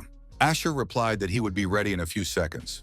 Galliarch shouted that he would break the armor in the place that had been pierced earlier. Asher had to be ready to cast his magic at that moment. Galliarch shouted that the undead should not move, and dealt a devastating blow to the Knight of Tears. Asher activated his magical abilities, and the attack was successful. Asher and Galliarch realized that their plan had worked. Asher pushed the wounded Galliarch aside and told the monster that he was now his enemy. The young man noticed that the hole in the Knight of Tears' chest had not yet closed. If he concentrated his magic in that spot, he could destroy the monster. Verdun thought that Iris's help would be useful now. Earlier, Asher had told the girl that she had more talent for ice magic. However, she was not yet accustomed to elemental magic. Iris said she would try not to disgrace her teacher. Asher activated the flame and prepared for another attack. He believed that together with Iris, they could win. The young man promised to return to the child no matter how many battles still awaited him. The warrior repeated that he would definitely return to his homeland. He really believed that, but it wasn't entirely up to him. Then he learned something he shouldn't have known. Because of this, all his plans collapsed. He was buried alive. However, he believed that he still had to return. Asher opened his eyes lying on the ground and did not understand what was happening to him. Iris and the priest were delighted. Asher had finally woken up. Asher raised himself up on his hands and asked, "Is the battle over?" The priest said that they had won thanks to Asher. Iris said that they had defeated the knight, but then Asher suddenly lost consciousness. The priest suggested that it might be because of the medallion the mage was holding in his hand. He sensed the same spirit in this medallion as in the knight. The priest said that Asher was holding the medallion so tightly that it was impossible to take it away. Considering the aura, it would be best to give the medallion away. Asher pulled his hand away and said he would take care of it himself. The priest said that anything could happen. Asher replied that he was fine, and there should be no problems. Galliarch laughed and said that the loot turned out to be modest. The priest agreed with him. However, what happened to Gode was much more important. Extraordinary measures were taken in time, and he survived. Asher expressed his satisfaction that Gode had survived. After that, he got to his feet. It was decided to return if the cleanup was already complete. The Undead, the commander of the Undead, the defeated Weeping Knight who appeared in the mines of Virun. It was all extremely strange. The Lord was horrified when he learned of this. He hastily gave the order to clean up. Fortunately, none of those who entered the mines were killed. Looking into the Undead's memories, our hero felt some unease. This incident clearly showed him one thing. He had definitely become stronger. The young man thought that real battles really did accelerate growth, even though he was still at the 3rd level.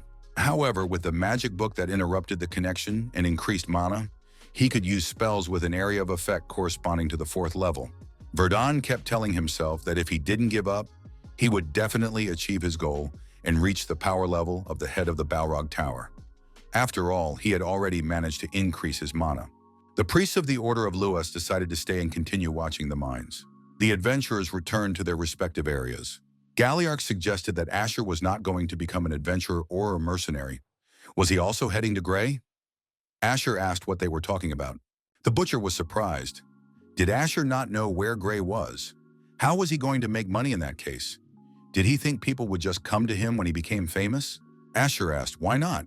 Galliarch called him naive. Simply put, it's like being a shadow information broker.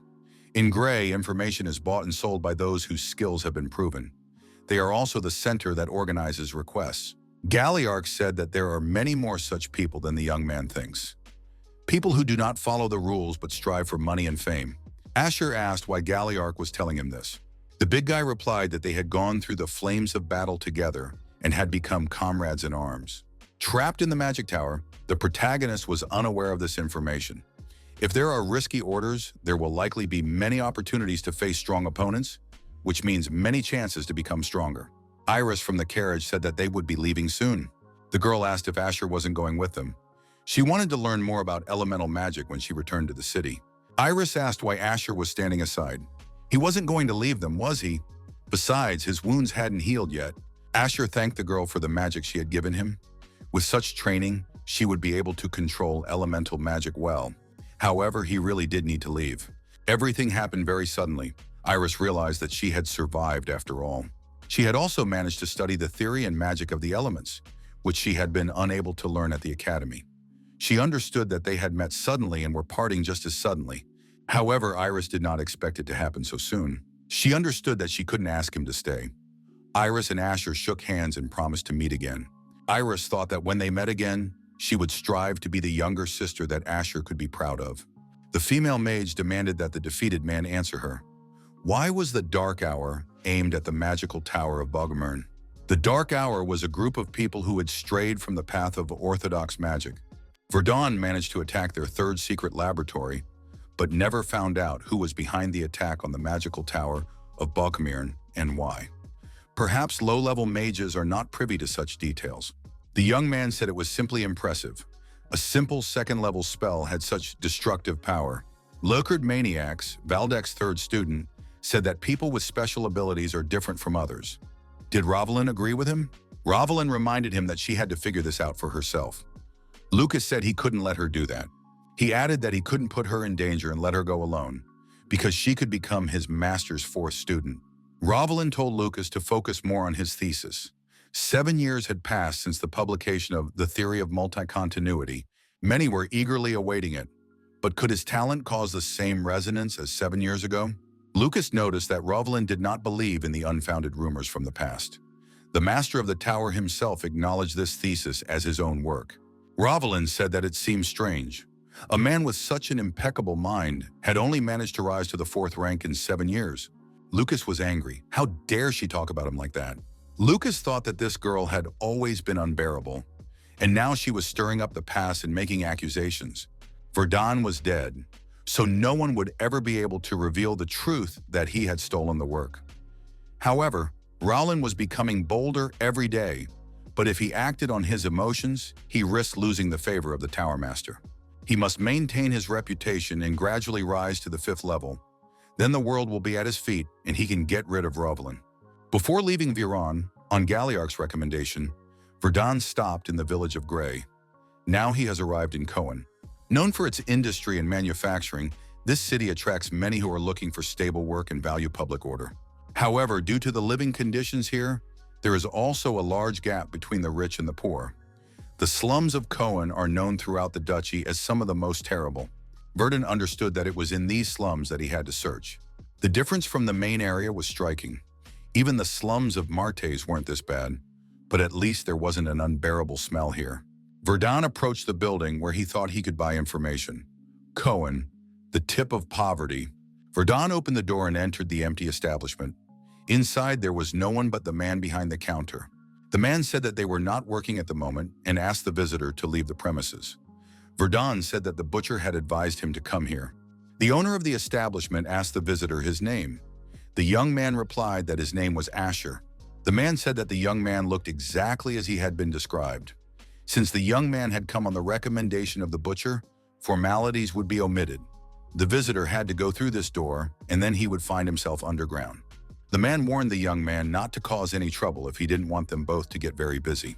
Verdun descended the stairs and found himself in a storage room. Then the young man entered an underground tavern. The man accompanying him was completely covered in bandages that hid his body. Verdun determined that there were 2 mages, an archer, and 2 swordsmen in the tavern. It seemed that they were all there either to find work or to learn something useful for themselves. A man approached our hero and said he was pleased to meet him. The man introduced himself. His name was Pale, and he was an information dealer in the southern regions. Pale noted that Asher's achievements since arriving in Payet in such a short time were simply impressive. The young man wondered if he had been followed. Pale asked what Asher needed, work or information. The young man replied that he was interested in everything. Pale said that he could arrange an order for the young man. Pale added that information and orders were divided into levels. Our hero found this strange. Why divide them into levels? Pale explained that the value and distribution of information always come with responsibility. As a trader, he risks his life. Therefore, they assess trust, dignity, and abilities. Pale noted that there are no exceptions to the assessment system. Verdun thought that information about the treasures from the Magic Tower was not yet available to him. But he needed money, so he could take an order, raise his level, and gain access to it. The young man asked if he could choose the assignment himself. Pyle said he would provide several options to choose from, but first he had to fill out a questionnaire.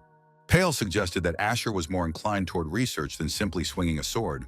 Pale said they had one assignment that would be perfect for the young man. It was not very different from Asher's previous journeys, in which he hunted dangerous creatures. Asher reviewed the assignment and asked if it involved subjugating a half-human. Pyle said that they did have such assignments, but not this time. Pale clarified that the target this time would be a howling wolf. Subduing demonic beasts. Usually such requests come to the guild from an entire country or feudal domain. This immediately reveals the relationship between the country and the guild. This method also helps the country cope with possible damage. Sometimes a feudal lord or ruler directly defeats demonic animals with the help of their troops.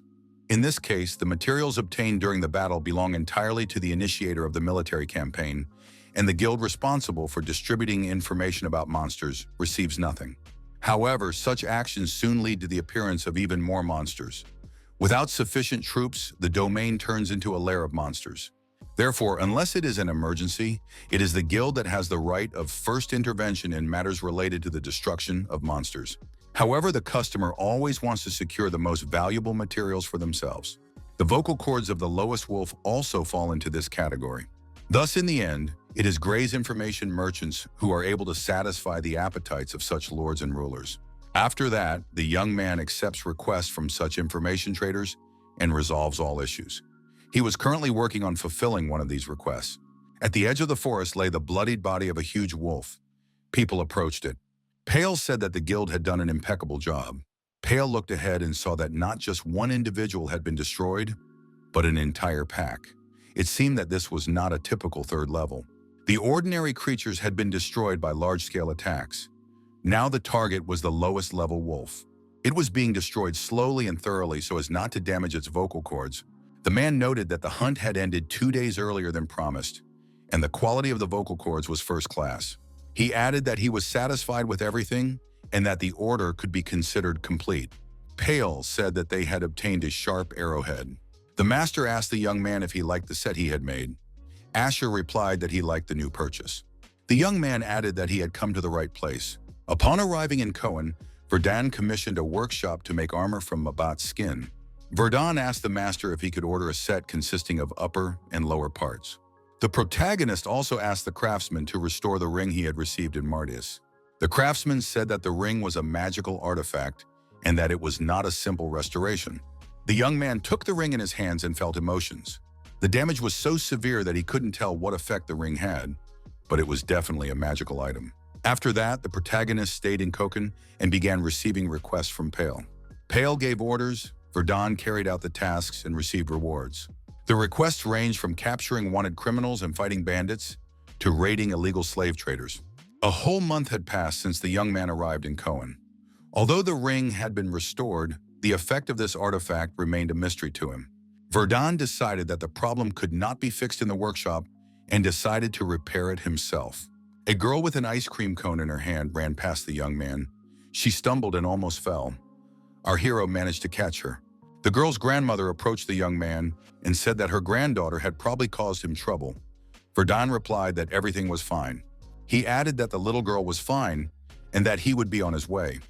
The elderly woman noted that the young man had acted very nobly and that her granddaughter was unharmed. She couldn't let him leave empty-handed. The woman added that although it was not a large reward, it would be useful to the young man. The girl said that her grandmother was very good at predictions. Verdun said he was ready to try once and sat down in front of the woman. The old woman said that she would now see what fate had in store for the handsome magician. The protagonist did not believe in such superstitions. Verdun asked the woman what the cards were saying. The fortune teller said that the young man should continue to live as he was living now. Verdun thanked the woman and said it was time for him to leave. The granddaughter asked her grandmother what cards had been dealt to the magician. The woman replied, "The man means life, the reaper means death, the god means birth." All the cards are in reverse order, symbolizing chaos and a departure from the original destiny. Verdun decided to fix the ring himself, but did not expect to make any progress. In chaos, there are no problems for the future. The young man decided to try for a few more days, but if nothing worked, he would have to turn to a specialist, someone with infinite potential.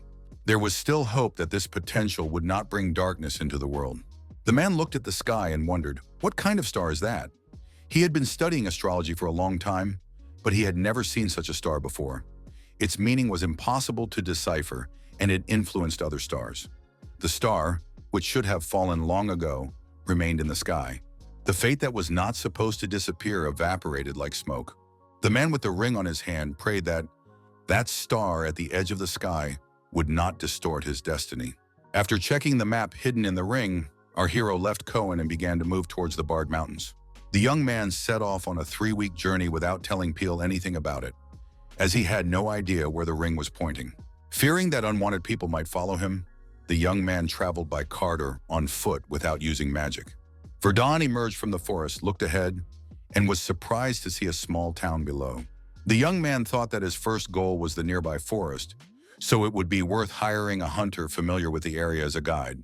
Our hero passed by 3 people wearing hoods. Among them was a girl who took an interest in the young man. She said he was just her type. The girl asked the older man if she could leave for a moment. Carden said that she was at it again. The young man told Ferris to be quiet. Until they completed their mission, personal movements were prohibited. The girl asked for just this one time. Carden said that after the mission was complete, Ferris could do whatever she wanted. They needed to find the traitor as soon as possible and destroy him. A man passing by overheard the conversation. He indignantly asked why these people were loitering around and talking about some kind of destruction. Carden replied that Ferris had been very talkative, and now they would have to eliminate this man as well. 4 days later in the forest near the Bard Mountains, Verdun was warming himself by the fire. The young man couldn't believe that he had been wandering for so many days without achieving anything. The hunter he had taken with him as a guide was exhausted. No matter how much the young man checked the surroundings with his magical senses, he couldn't find anything. Maybe it was time to turn everything upside down. Verdun noticed that after a certain number of meters, trees with a different bark color began to grow. What was the reason for this? Until now, the young man had often flown over them, but had never paid any attention to this. Verdun tried to look at everything from a new perspective.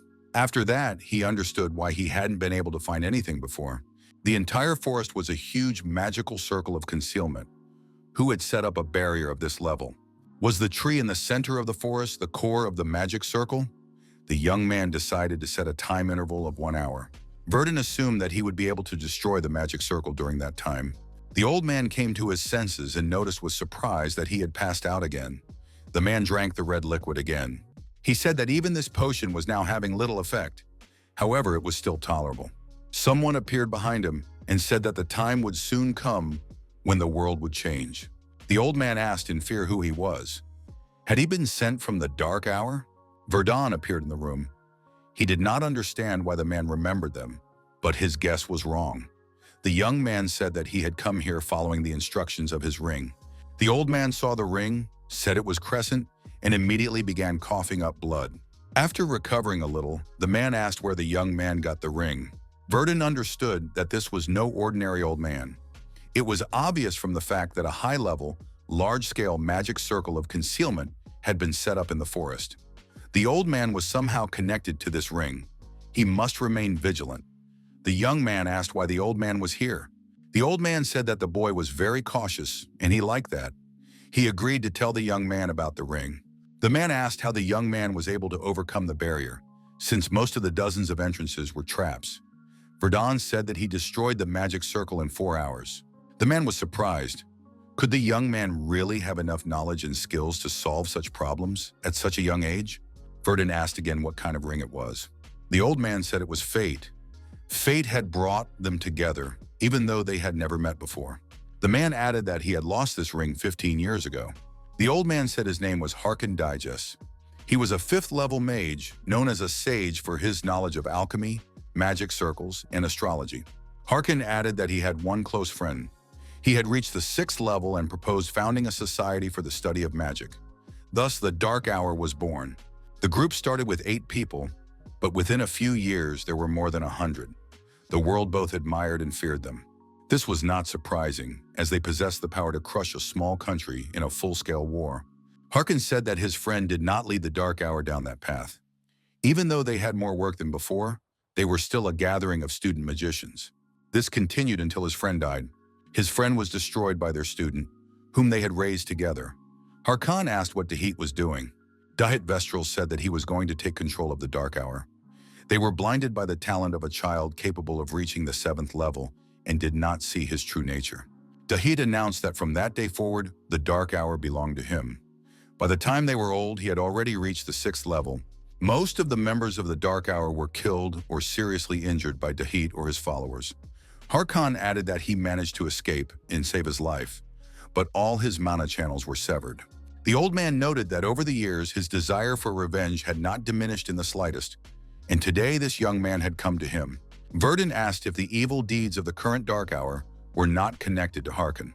The old man said that thanks to his skills as an astrologer, he was able to foresee the future, but he could not see such events. Harkin added that he had no choice but to wait because Crescent was the second ring of the pair.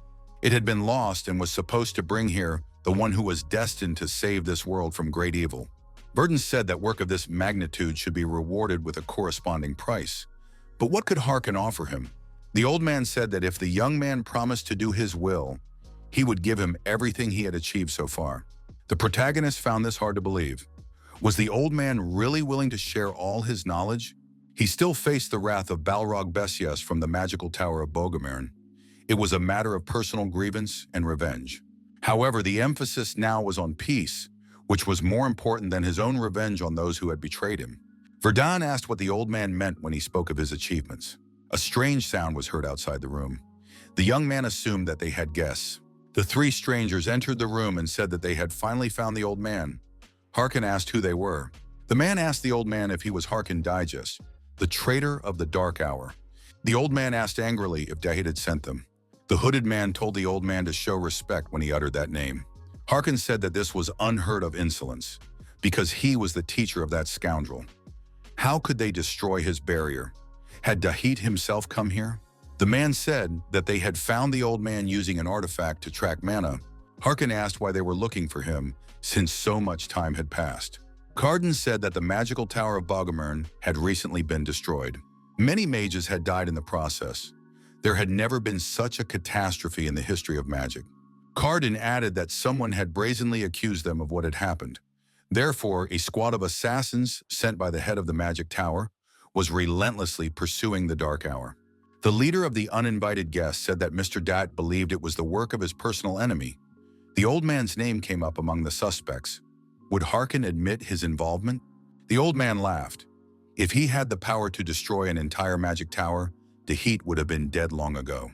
Verdun, who had been silent all this time, activated the triple spell. The fire wave of arrows was released, and the wind cutter and ice spike were activated. The protagonist did not understand what was happening, but now the magic tower was fighting the Dark Hour. If the people of Bogomirin looked the other way, it would only play into his hands. Carden was surprised. Did Harkin really have a student? His colleague replied that he had not heard about it. In any case, they just needed to eliminate everyone, and that would be the end of it. Ferris said she could add him to her collection. The girl added that this face was perfect for her collection. At that moment, the fire skill was activated. Verdun realized that if a wall of fire was used against him, it meant that it was 4th level magic. The attackers were surprised.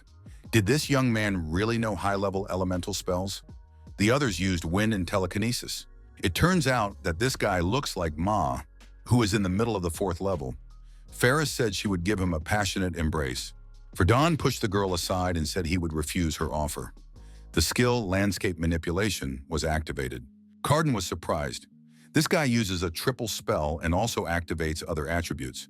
But judging by the spells, his abilities are at best mid-level or upper-level, 3rd level.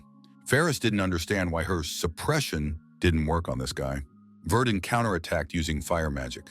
Ferris jumped aside in fear. Verdun lunged at the girl and grabbed her by the throat. Carden was surprised. Could 3rd level magic really break through the 4th level magic? What's more, he was using Ferris as a shield. Verdun understood that his opponents had numerical superiority. Ferris was outraged. How dare he treat her so roughly? Verdun activated Stone Wall and hid behind it from his opponents. Carden didn't understand how a traditional spell like landscape manipulation could be used with such power. Carden said that it was difficult for him to fight while protecting his comrades. Ferris shouted that she would finish him off herself. Verdun told Harkin to hide in another room. It was difficult to fight while protecting him. The old man admitted that the young man was doing well. Harkin asked our hero if he had mastered the magic of flight. An explosion was activated. After it, thick smoke appeared. Harkin and Verdun decided to leave the battlefield. The old man pointed in the direction of travel and told the young man to fly there. Verdun changed locations and landed near a small cave. The young man asked what this place was. In the cave, the old man ran to a cabinet built into the wall. The old man said that the one who had gone beyond the limits of magic and begun to forge his own path was a true magician. Harkin took a bottle of liquid out of the cabinet and handed it to the young man. Verdun asked what it was.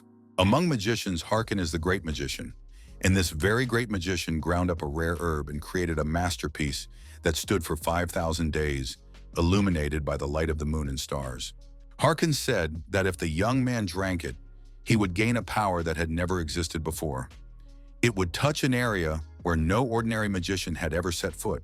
Harkin warned that there were no side effects. If it was not the young man's destiny, nothing would happen. The old man added that there was little time left. He would not ask for sympathy or beg for wishes. The young man simply had to take this elixir. Harkin said that he only wanted to see what fate had in store for the young man. Verdun felt a strange and unfamiliar mana. He had the great mage's creation in his hand. The young man thought that the old man had no reason to harm him, so he could be trusted.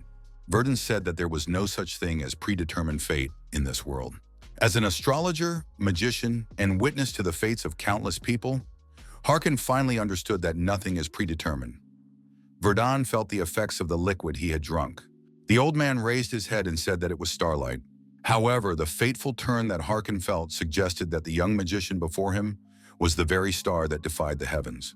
Harkin said that he had been visited by someone who completely denied fate in the guise of a reaper. So be it. The old man promised the young man that he would give him everything, so he must go forward, a reaper swimming against the current. The old man took the young man by the shoulder and activated the memory transfer skill. Verdun began to function as an SSD drive. Verdun opened his eyes and thought that he had blacked out for a moment. What had happened? An unfamiliar but incredibly powerful stream of mana was now sloshing inside him. Had his consciousness been rebooted? Verdun couldn't understand what had happened to him. The exhausted old man said that he had successfully completed what he had started. Now he suddenly realized that he didn't even know the young mage's name. After thinking for a moment, the young man said his name was Verdun. The old man asked Verdun to burn his body and then lost consciousness and fell backward. The old man's memory of what he had devoted his entire life to was passed on to the young man intact. The old man asked to stop the dark hour for the sake of peace. Verdun put the old man's ring on his finger and said he would gladly fulfill his request.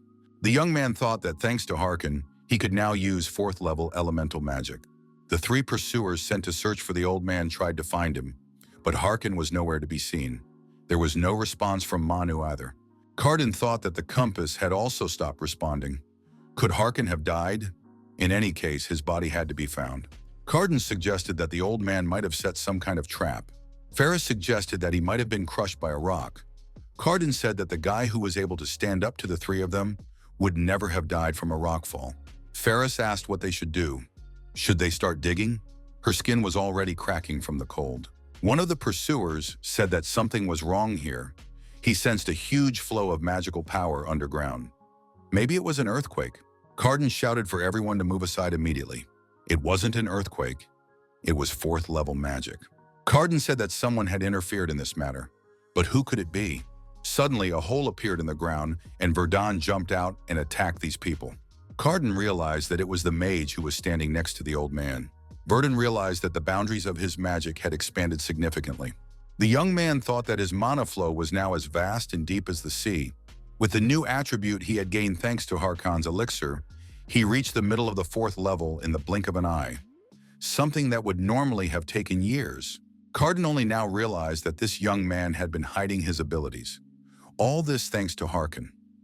Verdun said that as a token of gratitude, he would rid the world of the dark hour. The gust of wind skill was activated. Verdun was unharmed. The protagonist thought that he would destroy the headquarters of these killers later. The young man activated Windcutter. Verdun said that when he was fully ready, he would come himself to destroy their headquarters. The protagonist added that these 3 would disappear without a trace. Ferris got angry and shouted that there would be nothing left of this guy but ashes. She attacked our hero. The opponents approached each other at arm's length. The protagonist's face remained completely calm. Ferris was outraged. How dare he use fire in her presence? Now she would show him the difference between the third and fourth levels. Verdun wondered if she was fighting at full strength. The young man noticed that this girl was not that strong. She couldn't handle him. Ferris couldn't believe it. Was he really pushing her back with fire? But he was a third-level mage. The flash skill was activated. The opponent was destroyed.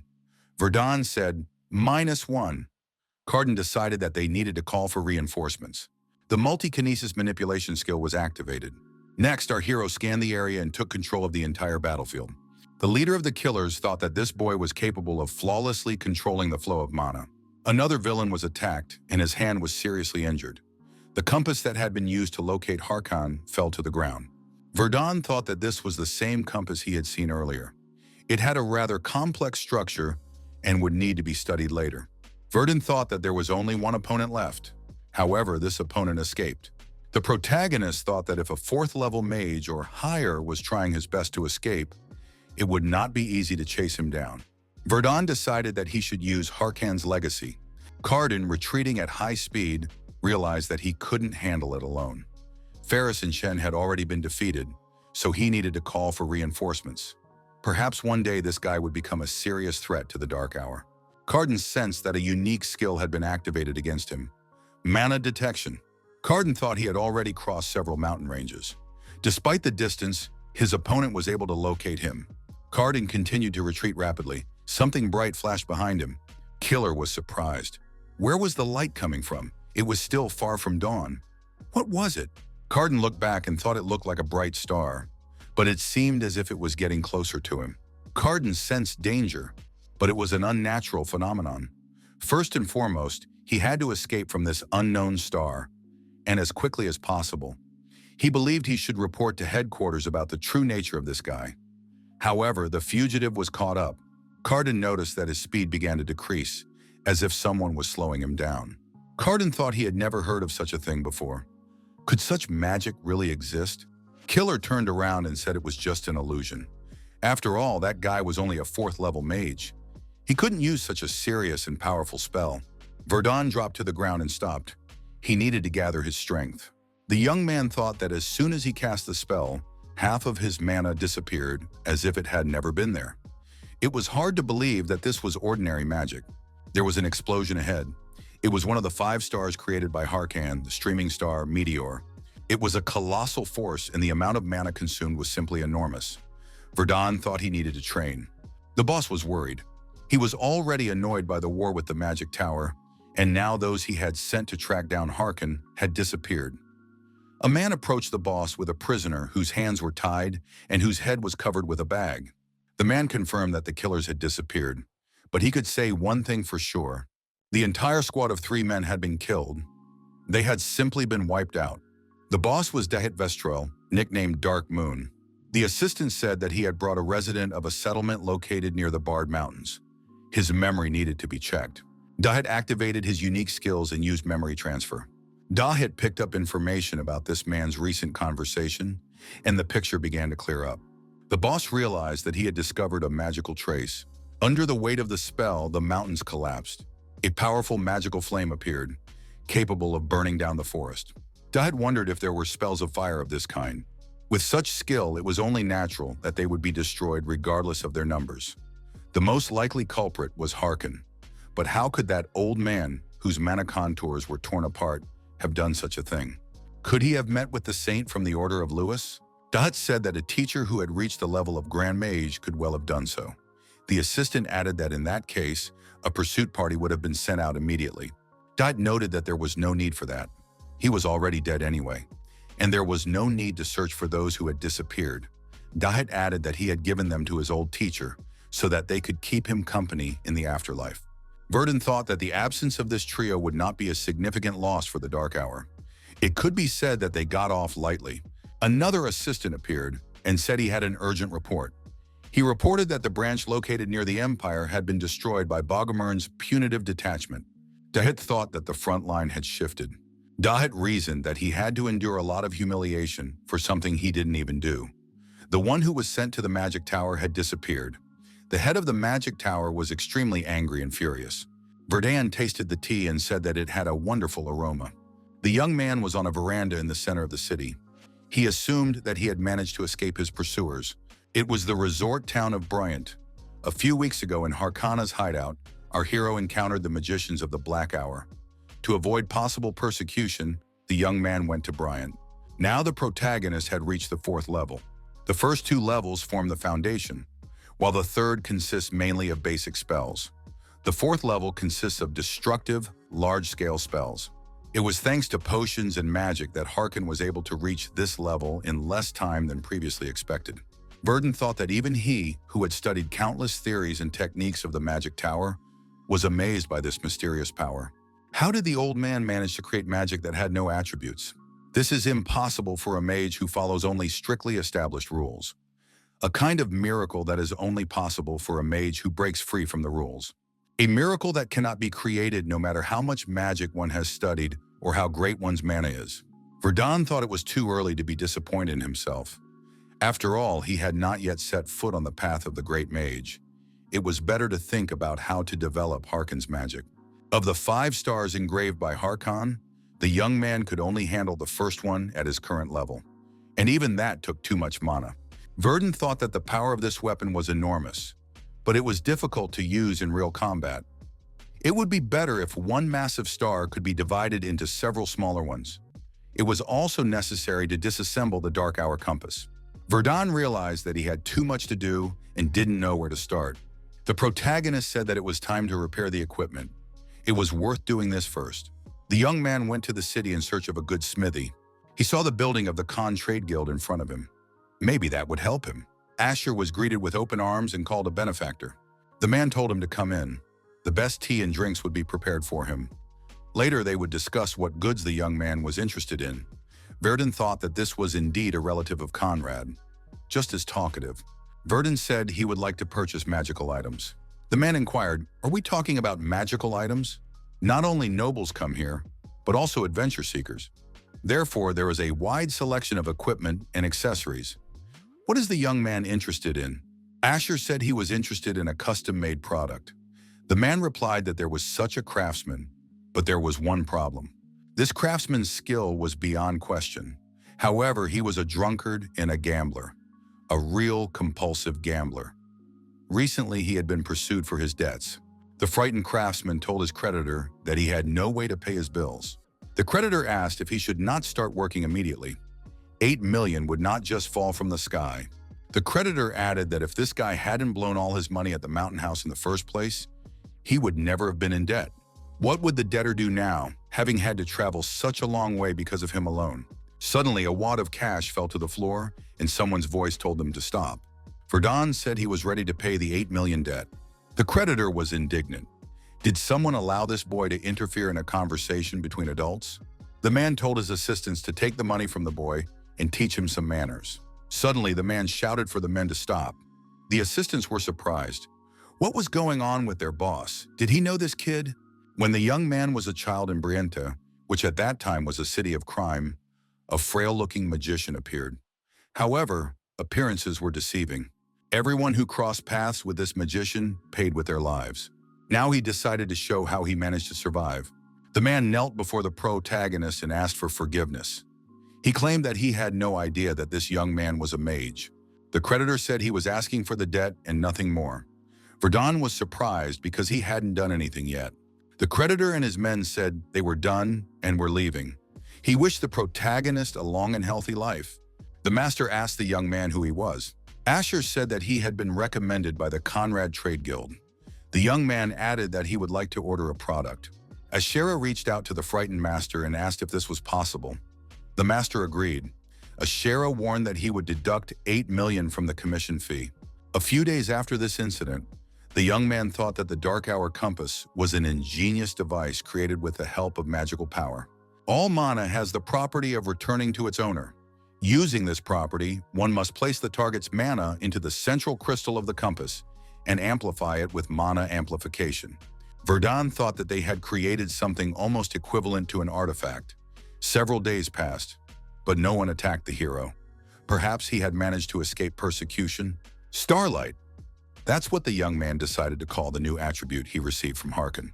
Despite the perfectly chosen name, it was still difficult to fully control this power.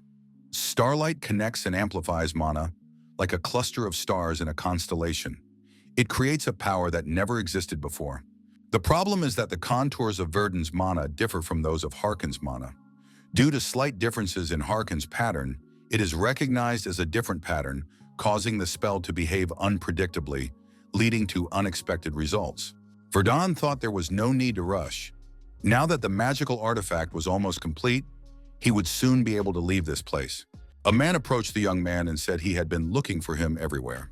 Verdun was surprised because he hadn't noticed the man approaching. The stranger ordered himself a cup of coffee. The man apologized for not introducing himself in a timely manner. It was Rissner. He was here on behalf of the Ark. The young man was surprised. Could it be that the Ark, which was the opposite of the professor's project with his non-humans, had come to him? Rissner stated that he was not here to harm the young man. Asher asked why the representative of the Ark had come here. Rissner asked, "Isn't the enemy of my enemy my friend?" Rissner reminded him that the young man's elimination of the professor was only to their advantage. Therefore, to ensure that the information did not fall into the hands of their organization, called Gluttony, they followed the young man and covered their tracks. Rissner said that this could be considered a gesture of gratitude. Although there were moments when they lost track of the young man because of his unpredictable actions, Asher sensed a foreign presence in the air and told Rissner to be quiet for a moment. The protagonist said he didn't know how these people managed to catch up with him, but he wanted to make one thing clear: they should never follow him again. He found it extremely unpleasant. Rissner promised not to do it again. Rissner apologized and said that they would no longer follow him secretly. Now that they had sorted that out, he could tell them why he had come here. Rissner said that the Ark is quite friendly toward the young man because his actions impress everyone, including the elimination of the professor. Rissner added that he wanted to talk about their ideology. Gluttony seeks human evolution through consumption, but the Ark has different views on this. Humanity becomes stronger through trials, adaptation, and evolution through hardship. This is the essence of the Ark's philosophy. Rissner noted that they had been watching the young man since he first showed himself. They saw that he was the embodiment of their ideal. The man said that in light of this, they wanted to offer the young man a job. Asher said he refused. Verdun noted that Rissner had come here not only because their ideology matched his beliefs. Rissner handed the young man a box and said it was a token of gratitude for eliminating the professor. Inside the box was a high-quality item from the Restoration series. It was a restoration bracelet. The young man said it was too generous a gift. Was he really that important to them? Rissner confirmed that it was important, but most of all, they wanted to maintain a friendly relationship with the young man. Verdun asked why the Ark and Gluttony were enemies. His interlocutor said that their ideologies were moving in different directions. Gluttony rejects the old humanity in favor of the new, which they call neo-humans. Meanwhile, the Ark seeks to find and nurture those who will lead humanity through numerous trials. Because of this fundamental difference, they have always been at odds. Rissner rose from the table. He said he had done what he came here to do, so now it was time for him to take his leave. The man said that if Asher ever became interested in the Ark, he could come to Lorien in the northwest of the country within a month. Lorien was a city that bordered the Forest of Demons. Runes are magical symbols that contain mana. The effects of runes vary depending on their arrangement. It was an ancient magical crafting technology, far more advanced than anything modern science could create. Although research has been ongoing for over 100 years, there is only one reason why they have not been introduced into everyday use. No one has been able to reproduce the process of engraving runic symbols. At best, people can only awaken runes that have already been engraved. Verdun placed a ring with runes in front of him. The young man intends to print the ring on which the runes are engraved. Pale said that he had been wondering for a long time why Asher was not there. Could it be that the young man wanted to study runes? After meeting with Rissner, Verdun briefly stopped by Cohen. Now that the young man had reached the fourth circle, he would need new things: a blue mithril staff and a mage's cloak. In other words, it was time to use the treasures he had taken from the magic tower. But since materials and expenses were still a problem, the young man put it off. When creating the orb, it was necessary to use the breath of the elements and the magic crystal. Among the items already linked to the grimoire, There was one last treasure left. The first task was to unlock the Ring of Runes. Verdun thought that first of all, he would try to find information by asking everyone he could. But now he had a place where he could find out a lot. Pale said that they, of course, had information about runes. Pale added that he knew someone who knew the location of a rune specialist. Asher asked how he could meet with the specialist in person. Pale replied that there would be no meeting. Artifacts with runes are rare. Runic research is not a particularly lucrative pursuit. Most of those who study runes do so as a hobby.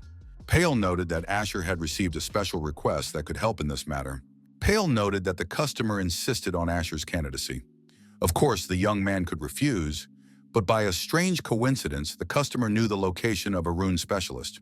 Of course, the young man could refuse, but by a strange coincidence, the customer knew the whereabouts of a rune specialist. Pale added that the customer was extremely picky, but if his request was fulfilled, he could satisfy the contractor's requirements. Pale noted that the payment for the request would be transferred separately. Since the customer had this information, Asher would not have to pay anything for providing the information. Asher, of course, accepted the order and arrived at the destination at the appointed time. The guard at the gate stopped the young man and asked him to state his name. The protagonist said his name was Asher and that he had received a request from Pale. The guard told the young man to follow him. The mansion's decor was rather modest for a count's family. The guard's knightly armor was practical. This clearly indicated a man who valued real strength over outward appearances. Pale described the client as a pragmatist who only did what was profitable for him. The guard reported to the count that the mage he had hired had arrived. The man asked if this was indeed the mage Pale had sent.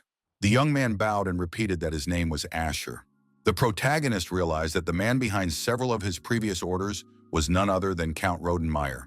The count said he wanted to treat the young man to a tea called Golden Buds of Fury. This tea was difficult to prepare and even more difficult to obtain. It could not be drunk just whenever one felt like it.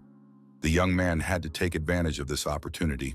It had been a long time since our hero had smelled this aroma. The head of the magic tower and his minions often drank this tea, so our hero knew how to prepare and consume it. Since the aroma goes well with sweets, sugar should be added. The count was surprised. Did this young man really have such refined tastes? Asher replied that it was nothing to boast about. Meyer noted that the young man was very modest and unlike the useless mercenaries who roamed the streets. After tea, the count suggested they get down to business. Rodan Meyer said that he had an assistant, Baron Balon, who had recently been sent on a mission. He had even received word that the task had been completed. The detachment should have returned long ago, but neither the Baron nor his night bodyguards had shown up. The count said that he had already sent out a search party, but something had gone wrong. Therefore, despite the considerable expense, he planned to deploy additional troops immediately. In such situations, he trusted his intuition, which had never failed him. The count noted that he had sufficient forces, but this was a search operation, and therefore required the presence of specialists with extensive experience in such tasks. That was why he had summoned Asher. This means that he highly values the young man's abilities, considering how he has performed all previous requests. Verdun understood that he was under the influence of the mana detection spell. The count said that the young man would join the second search group, led by the commander of the knightly order. They had to leave that evening. Asher asked if he could act independently. Rodenmeyer replied that the young man should work with the others whenever possible.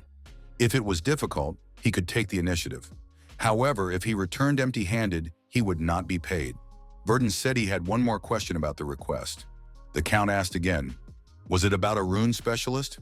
The count noticed that this man had been standing behind him for some time. This was Ronander the scribe. In his youth, he had worked as a rune researcher for a long time. The count said that the young men could talk alone and left the room.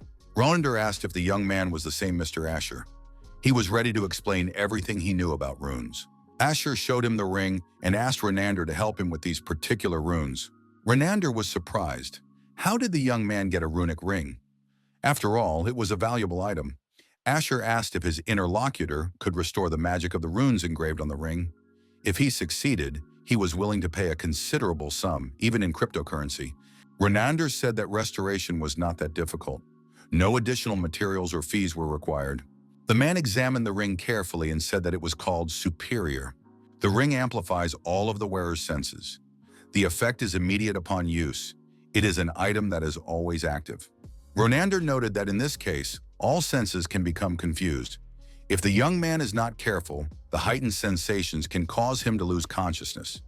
He will not be able to stand on his feet. Even if Asher trained his body, the risk was high. But that didn't mean there was no way. Asher suggested that Ronander engrave the ring's rune directly into his mana channel. Ronander said it was suicide. Even if the young man survived, he could be crippled, and his mana channels would be destroyed. Ronander noted that the young man's gaze was full of determination. If he failed, it would mean the destruction of the Count's guest. But as a researcher, he wanted to try transferring runes to a human body. Ronander said that the young man had been warned and proceeded directly to the transfer process. Contrary to fears, the young man reached the 4th level. Even if something went wrong, there was nothing insurmountable. Ever since Verdun left the magic tower, he had been ready for this. Verdun clearly felt every movement around him and the flow of mana inside his body. The young man's feelings raged uncontrollably. It seemed to him that he was going crazy again and again. The knights entered the city through the central gate. The young man informed Commander Balkan that the first search party had left their horses here and had not yet returned from their expedition. This was more than strange. The old man said that if the knight intended to enter the forest, it would be better to abandon the idea. The commander of the knights asked how the old man knew about this. The old man replied that he did not know exactly what was going on, but that the forest was restless. Animals and half-humans trembled with fear. The old man added that he had lived there for 70 years and had never seen anything like it. It was as if the forest was devouring life itself. The knight said that they would go into the forest anyway.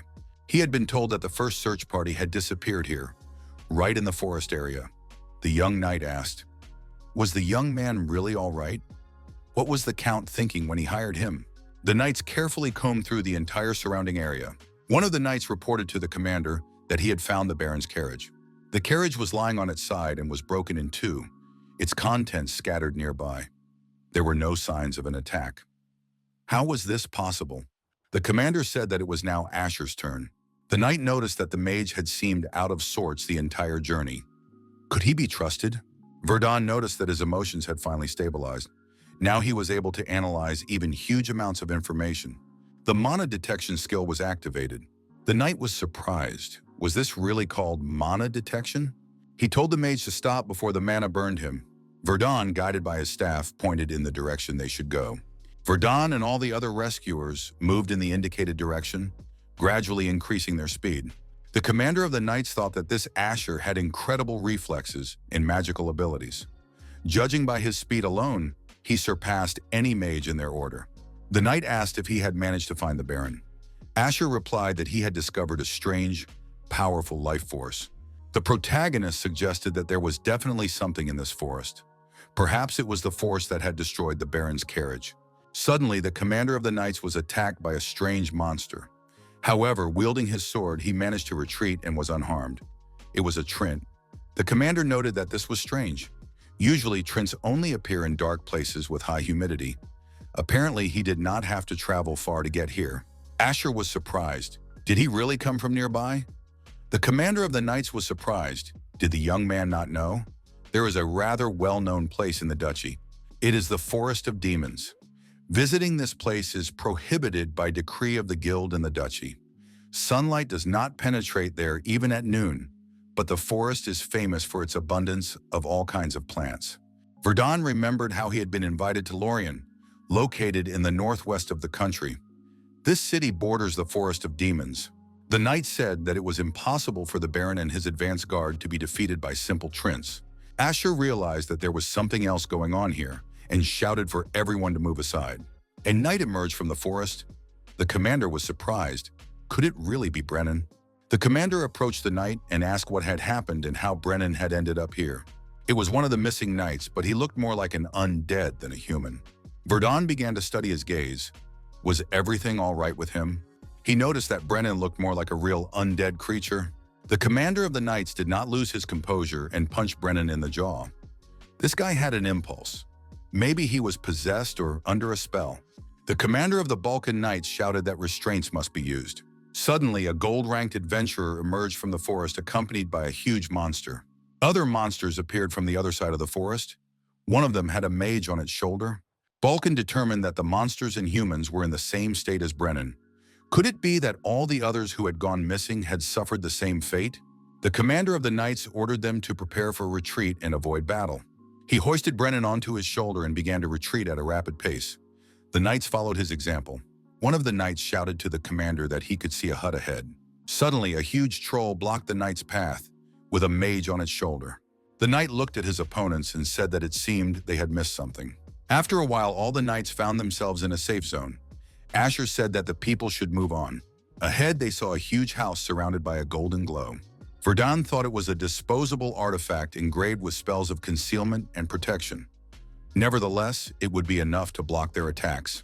Using his magical abilities, Verdun decided to change the situation a little. The guy said he wanted to simplify the spell formula and then add formulas to fill in the gaps. Normally, it is impossible to perform both actions at the same time. However, now that his 5 senses were expanded, it was as easy as breathing for him. The knights were amazed. Was this guy really capable of changing an active magic circle while it was being set up?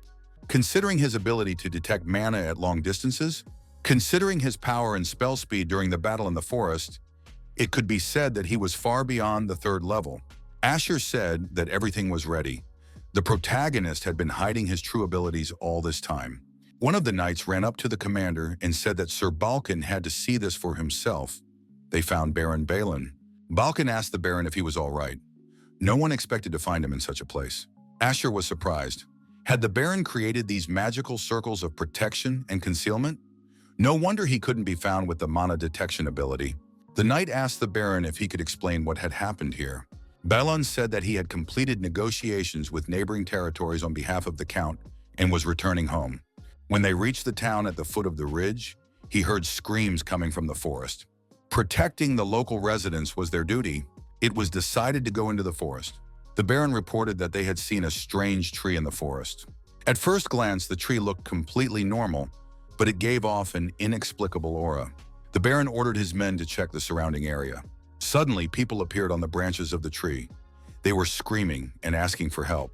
Balin said that by the time he had gathered his thoughts, they were already surrounded by Trince. There were also crowds of people and half-people. They had not been destroyed, but dragged to the tree. After that, the tree attacked the knights with its sharp branches. The Baron told the commander of the knights that the tree was piercing their bodies with its branches and sucking out their life force. Balin added that thanks to Brennan's sacrifice, the 2 of them had managed to escape. The rescued knights said that the rest could not be brought back. They had died, turning into puppets of the tree. Commander Balkan said that in the name of their fallen comrades, his search party would become a punitive force. Balwin added that their target was now the tree. Anything that stood in the way of the county's prosperity must be destroyed. The Meyer family is known for its fencing skills. The Count is one of the most influential people in the duchy, both in terms of fame and power. However, his fame is not only due to his title. The main reason lies in the strength of the Rodenmeyer Knightly Order, consisting of knights whom he personally selected. The commander of the knights asked Asher to take on the search for the Grey Tree. They had never worked together before, but he believed it would be the best solution. As soon as the young man found the tree, he was to give the signal, and they would immediately set out for it. Asher took off, gained sufficient altitude, and began his search. He activated his mana detection skill. First, Asher put all his strength into casting a spell for a large-scale search for mana. The consumption was so great that his head spun. Nevertheless, his heightened senses detected a lot. After a while, the protagonist found what he was looking for. Now all that remained was to launch a signal flare. Asher decided it would be much faster if he did it alone. The young man activated the chain lightning skill. The enemy was struck by lightning and destroyed. Asher thought that, apart from its ability to control living beings, the tree was no different from a Trent. The tree looked ominous, but its weakness was obvious. The young man activated triple spell. He used the skill Flash, after which the tree was engulfed in flames. The fire burned with renewed vigor, the flames devouring the tree's branches. The commander of the knights was wounded and fell to the ground with an arrow in his shoulder. However, at some point, the enemy suddenly disappeared. Balkan did not understand what was happening here. A flash appeared far away in the sky. Balkan assumed that Asher had managed on his own. The young man had indeed finished faster than expected. However, a mutated creature slipped out of the fire from the place where the burnt tree had previously stood. Apparently, it had been parasitizing on the Grey Tree. The young man experienced the same ominous and frightening feeling he had felt earlier when he saw the gray tree. Now the condensed aura was hundreds of times stronger. Asher wondered in surprise, could this be the origin of the Forest of Demons? Count Rodenmeyer, watching from the window, concluded that the knightly order was in terrible shape. The Count said that Asher's actions had exceeded all expectations. The young man thanked him for his words. Meyer noted that he still couldn't believe that the young man had hidden the fact that he had reached the 4th level. He added that he was annoyed that the young man had lied to him, but it could be considered that the guy had simply done high-quality work for cheap pay. Asher thought that although there were no problems with the order, something bothered him. It was the place where he had given up the chase and turned back. Then Asher realized that there were no demons in front of him. Why do adventurers suffer so many losses? Some time ago, the Adventurers Guild and the Magic Tower conducted a joint investigation. An adventurer was walking through the forest and couldn't find his colleagues, Dean and Billy. But their hunt today was a great success. After all, he was right when he said they shouldn't come here. After the investigation, the Magic Tower collected data and presented the results to the whole world. The knight did not understand what had happened here because he had searched thoroughly for everyone before. The reasons for the adventurers' deaths were usually poor skills, carelessness, or natural disasters. The adventurer threw back his hood and saw his dead colleague. However, among all the factors, the leading position was taken by a place located on the border with the Demon Forest. This place was called the Adventurers' Center, Lorien. The knight saw the motionless bodies of his colleagues. Having fulfilled the Count's order, the protagonist rushed here. The payment was generous enough for him to improve his grimoire. Asher looked at the city and realized that this was Lorien. It was a city built specifically for adventurers. In the city, adventurers discussed the situation. Could it be that some particularly dangerous creature had appeared nearby? Could it all be because of the Forest of Demons? Asher thought it was too early to jump to conclusions. First, he needed to meet with Rissner. At the tavern, the young man ordered a steak and a glass of Cabernet Sauvignon red wine. Come to think of it, they hadn't discussed the exact meeting place in advance. Asher hoped that the guy would find him if he waited a little while. Someone called out to the young man. He turned around and saw a girl standing next to him. She asked if he minded if she sat down next to him. Asher asked if she was Rissner. The girl smiled. She thought her disguise was perfect. Mr. Asher had a keen eye. Asher thought that his companion's voice had become masculine again. Only his appearance had been changed with the help of the artifact. Asher said that it was very interesting. An artifact that only changed one's appearance. Rissner noted that the form the young man had seen in Briente was probably also a disguise. Asher got angry and changed his appearance too. Rissner said it was a joke and that it wasn't worth wasting mana. Rissner put the box on the table and suggested they eat. There was an excellent chef working here.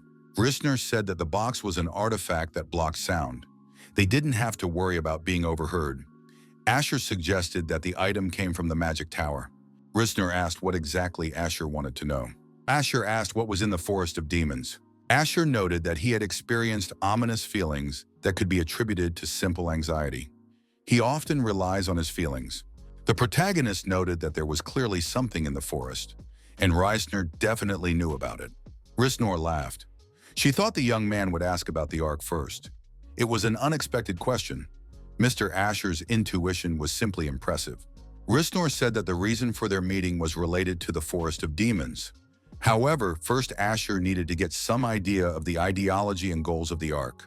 Asher claimed that people become stronger by going through trials. This is true, but trials are never easy. On a small scale, they affect the life of the individual. At the maximum level, an entire city, country, or even planet can suffer. Those who overcome such trials are universally admired. In the end, they become worthy of the title of captain, who will lead humanity forward. Asher wondered if this meant that there was a similar test in the Forest of Demons. What would happen if they failed? Rissner replied that in that case, everyone would perish. Not only the city, but even the country or the entire world could be destroyed. Rissner said that they were a group that existed for the sake of all humanity. They were not the guardians of each individual person. Rissner added that their role was to find candidates and let them grow by going through trials. Their job wasn't to put humanity under a protective shield and lead it into a new world. That is why they are on the lookout for trials. The Ark analyzes and predicts hidden dangers in the world. They lead candidates to these places. Asher suggested that their network is extensive enough to cover the entire continent. However, the world still knows nothing about the existence of the Ark.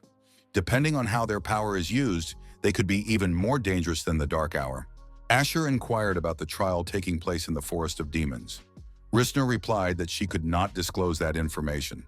The Ark is looking for a captain who can handle various unexpected situations, someone who is always ready to act. Rissner said that they do not assign trials that a candidate is unable to handle. Given Asher's nature, he could be offered something. Is he ready to take part in the upcoming trial? Asher was surprised because tests are only prepared for Ark candidates. Rissner replied that this was usually the case, but humans were creatures who tended to cooperate and exist side by side. Asher was surprised. Rissner said this as if she were sure he would agree. Rissner laughed and said that this conclusion was based on a favorable attitude. Asher could look at the order with payment. Rissner placed a box and a vial on the table and said that this would be an advance payment. Rissner explained that it was a spatial bag and mandrake extract. Asher was surprised. Was this really mandrake extract? The peculiarity of this extract is that its effectiveness rapidly decreases as the dose increases. However, when consumed, it increases mana reserves. The extract is a material that can expand the mana contour without any effort or side effects. That is why it becomes the main ingredient for a high-level potion called Mana Core. Asher understood that this was a treasure for a mage seeking growth. But how did the Ark manage to get hold of this extract? It's surprising because it's very difficult to find. About 14 sprouts appear naturally each year. Mandrakes cannot be grown artificially. 10 magic towers monopolize one plant each, while the rest are seized by high-ranking authorities using corrupt schemes. Asher noted that the Ark's investments are excessive. Rissner explained that this is done to reduce Asher's distrust. Rissner added that the head of the Ark is extremely sympathetic to Asher, but the young man is too cautious and distrustful. The first step must be taken by the one who needs something.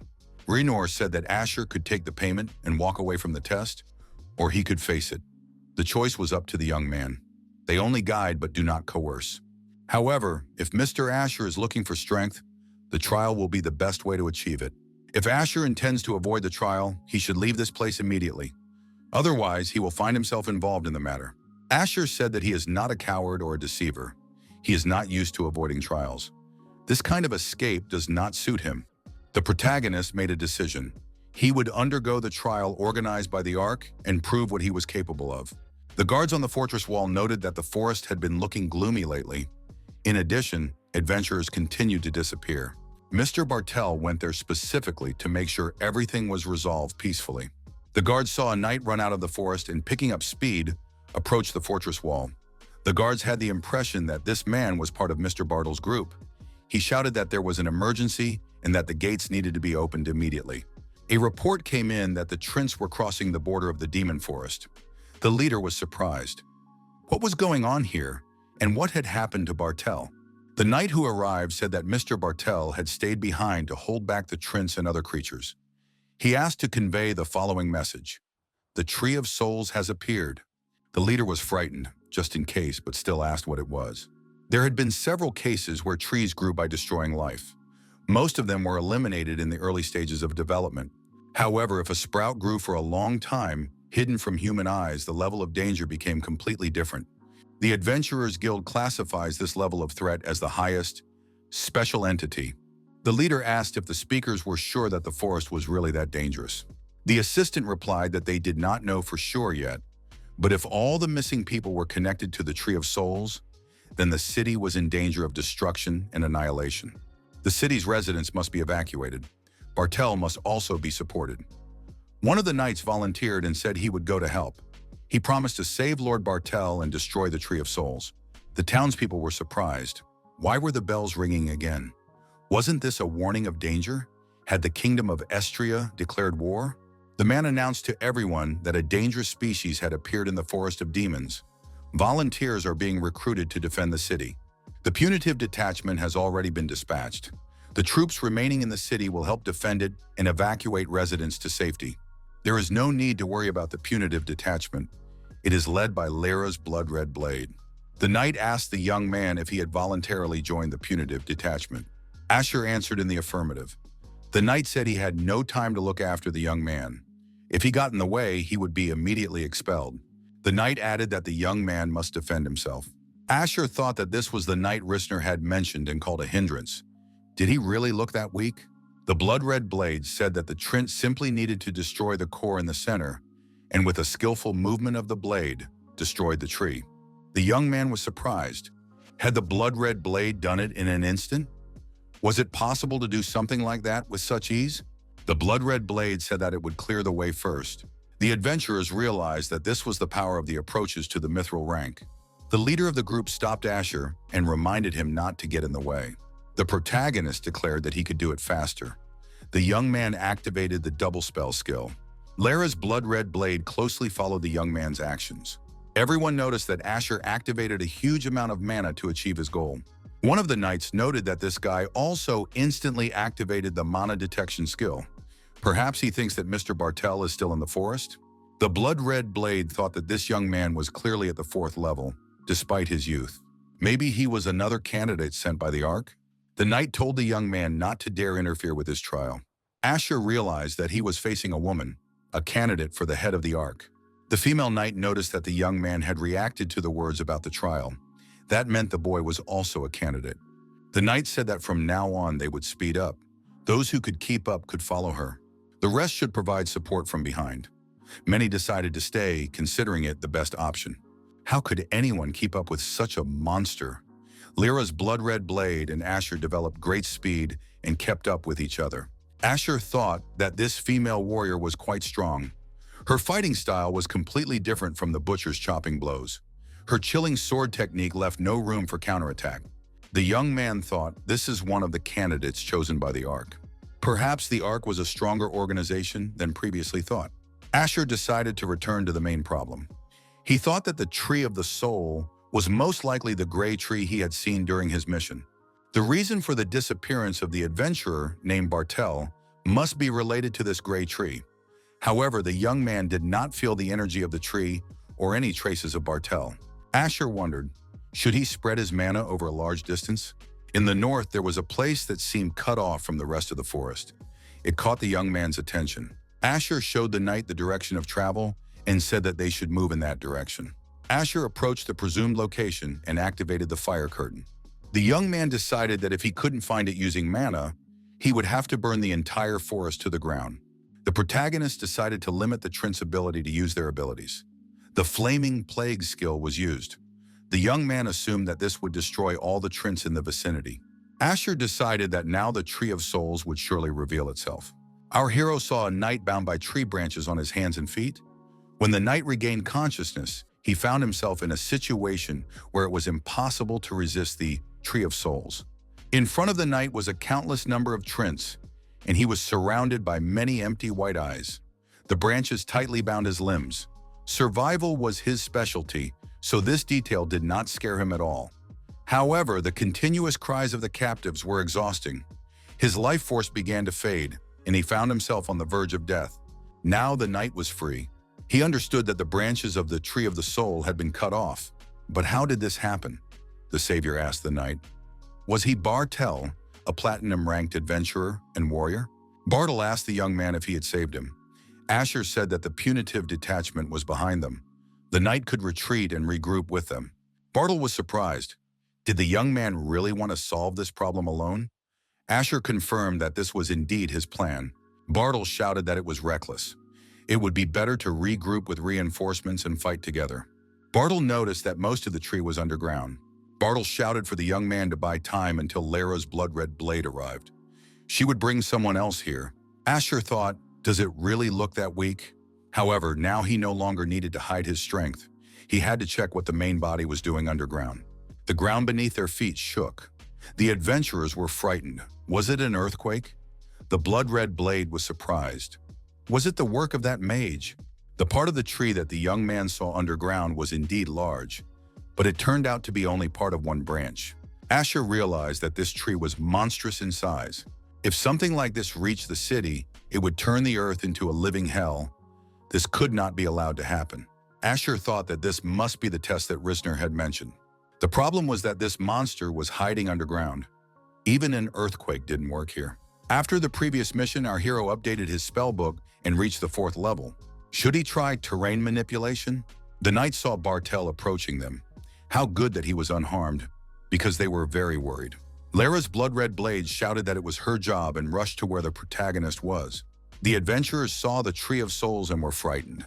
Had this tree always been so huge? How could anything like this be defeated? The commander of the knights shouted that an evacuation order must be given immediately. The leader said that a Tree of Souls of this size was capable of mentally destroying the city. For a long time, the Tree of Souls hid underground, continuing to grow. From time to time, many adventurers combed the area in search of such trees. But since this sprout was hidden from view by a layer of soil, no one was able to find it. As a result, the Tree of Souls survived and spread its numerous roots underground. Dominating the forest and consuming countless living creatures, the tree continued to grow. Soon, this place was nicknamed the Forest of Demons. Finally, the Tree of Souls reached the final stage of its growth. To grow into a full-fledged tree, it needed to consume 1,000 life forms as food. This was what was supposed to happen in the future. Asher thought, the greater the mass, the more mana must be used. In addition to Asher, monsters were also flying in the sky. The flying monsters were attacked from the ground with arrows. Asher activated the skill Firestorm. However, after this attack, not a single twig on the tree moved. Asher thought, maybe I should run away. Does he really think he can defeat this main body? Why try to prove his power? Maybe he should give up and just enjoy a peaceful and serene life. The protagonist was hallucinating. The tree was capable of using mental attacks. Asher said that in any case, this tree was weaker than the one he had destroyed in the magic tower. A colossal blow was dealt to the earth's crust. The tree's branches were torn to shreds. A knight appeared nearby and asked, hadn't the young man heard what she had said earlier? Of course, she was grateful that the young man had pulled the Tree of Souls out of the ground. However, she must overcome this trial on her own. She would not give up this role to anyone.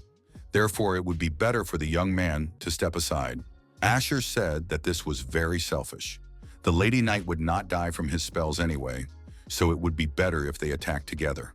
The Tree of Souls panicked when faced with two opponents putting up fierce resistance. At that moment, its primal survival instinct kicked in. This situation was extremely dangerous. Therefore, the Tree of Souls decided to release all the energy it had accumulated so far. Even though this meant it would take centuries to recover, the Tree of the Soul dragged everything alive in front of it into a nightmare, including the mage standing directly in front of it. Asher, kneeling on the ground, did not understand what had happened. Just a moment ago, he was in the forest. The man said, "Is this really a first-level mage exceeding his limits? That's quite an impressive result." Asher raised his head and wondered, could this be the head of the Balrog magic tower? Balrog asked, "Is this all the young man is capable of?" Verdun thought that after everything he had done, he still hadn't managed to reach the level of Balrog Besias. Our hero had overcome countless trials to achieve all this, yet he was unable to leave even a scratch on the body of the head of the tower. Balrog said, "A mistake remains a mistake, even if it is beyond one's capabilities." The head of the tower added, "Trash like Verdun is just a hindrance to the magic tower." The young man said it was just a dream. The head of the tower was surprised. Had Verdun gone mad? The young man must have been completely desperate, unable to even reach his toes. Verdun lunged and grabbed the head of the tower by the face, saying that he did not believe what was happening. Verdun couldn't believe that this was his future self. Verdun squeezed his fingers so hard that blood flowed from the tower chief's face. He said he couldn't lose to someone like Balrog. The tower chief was stunned. What was the young man doing? Verdun told Lyra's blood-red blade to wait for him a moment. Under the young man's onslaught, the tower leader was blown to pieces. Verdun informed the knight that his actions would not take long. Under the pressure of his opponents and in a state of panic, the Tree of Souls continued to release all its accumulated energy. Asher was subjected to the negative external influence of the Tree of Souls. His condition became unstable. Lyra's blood-red blade also entered the same unstable state. The little girl looked at her bloodied hands, her face filled with fear. The girl looked back and saw motionless bodies lying in a pool of blood. The child did not understand where she was. The girl realized that all the people around her were dead. She closed her eyes and cried. The hands of a demonic creature reached out to the child. The girl became more and more frightened. The monster said he was on the verge of evolution, but ended up losing his chance. Now people will have to fully experience his despair. The monster grabbed the girl by the face and said that humans could try to resist, like kicking their legs in a cauldron filled with his curse. Half-humans surrounded Lyra's blood-red blade from all sides and rushed to attack her. The knight successfully fended off the enemy's attacks. At one point, the mage finally appeared behind her and distracted some of her opponents. Asher approached the Tree of Souls for a series of blows aimed at crushing it. Asher said that no one would be spared from his wrath. Now he was as steadfast as a rock in the wind. The protagonist noticed that the Tree of Souls was moving slower than before. This must be taken advantage of. The young man understood that by plunging his opponents into a nightmare, the Tree of the Soul had put all its strength into the blow. Such a chance could not be missed. Asher thought that attempts to crush this creature with stones were useless. Of course, it could be destroyed with starlight. But then the dark hour would begin again, and half of the city of Lorien would be burned. The protagonist decided to use the Thundercloud skill. To do this, he raised his staff high and activated the magic circles. But he couldn't rush. He needed to accumulate a more powerful charge. Asher uttered a triple spell. The lightning, compressed by magical power, was the maximum result the young man could achieve at that moment. Asher directed the lightning at the Tree of Souls and activated the complete destruction of the triple lightning. Thunderstrike. The dark ghost holding Lyra's blood-red blade behind its head was struck by lightning and destroyed, falling apart into pieces. The female knight was freed. No one was hurt. Lyra's blood-red blade looked at the young man and thought he was a magnificent mage. She would have to get his phone number. It became clear that the trial was over. The Tree of Souls was engulfed in flames. The female knight said that the young man had done well. She asked if anything had protected him from mental attacks. Asher replied that he had been defenseless. The female knight asked if he had not even been tormented by hallucinations or nightmares. Asher admitted that he had seen something. The knight asked why he was fine then. Asher replied that he had no reason to fear something that would never happen. The young man asked if that answer satisfied her. Lyra's blood-red blade replied that it was enough for her. Ahead, above their heads, many flying lights appeared. According to the records, after its death, the Tree of Souls spews out the souls it had previously absorbed. Now each soul goes where it belongs. The partners decided that this could be considered the end of the trial. They had not heard that one trial was immediately followed by another. Asher thought that this was a little disappointing. Compared to how Rissner had painted a grim picture of the situation, everything turned out too easily. Initially, this scene was not prepared for him. Therefore, perhaps it was not worth looking at everything from his own perspective. The young people were finally able to meet. They learned that their names were Asher and Lyra. The girl was surprised that she had never heard of such a powerful mage before. Today, Asher had been of great help to Lorien. Rissner, watching from the sidelines, said that he had expected much less. A foreign creature attacking souls, the Tree of Souls. It had grown to such an extent that its bark had become harder than metal and could withstand the strongest blows. In addition to this, it had acquired a countless army of Trints and Undead. Rissner thought that the most important thing was the nightmare that even Lyra, one of the top 3 candidates, could not escape. According to initial calculations, at least 4 cities were supposed to disappear in the process of this test. Who would have thought that a 4th-level mage could deal with such a monster in just one night? Who was this guy, Asher, really? The grateful citizens asked the savior of the city of Lorien to accept gifts from them. They thanked him wholeheartedly for his help. Several days passed after the raid on the Tree of Souls was completed. It took a long time to consider the payment of a reward from the guild, so the young man had no choice but to stay here. During this time, rumors spread throughout the city that the hero of the expedition was a mage with silver hair. Thus, Asher found himself in the spotlight, even though he did not want it at all. The protagonist thought that perhaps there was no longer any point in hiding his power. The young man looked at the tower located under the cross. He thought he saw a familiar face in the window. There was indeed a girl standing outside the window, Lady Lyra. A girl appeared in the room and said that grilled fish would be served for dinner today. Lyra thanked Vinna for waking her up. The girl suggested that they go down to the dining room together. Vin said she didn't really like fish because of the bones. Lyra warned that if Vin was picky, Louis might not like it. Lyra looked out the open window and saw a young man on the other side. It was Asher, who happened to be passing by. Asher looked into the window and their eyes met. After a while, the young people sat down at the table and ate together, washing it down with delicious wine. Asher asked Lyra if she found it comfortable to eat with a veil over her face. The girl replied that beautiful women always have to endure discomfort. Lyra added that she was joking. However, she was more interested in one thing.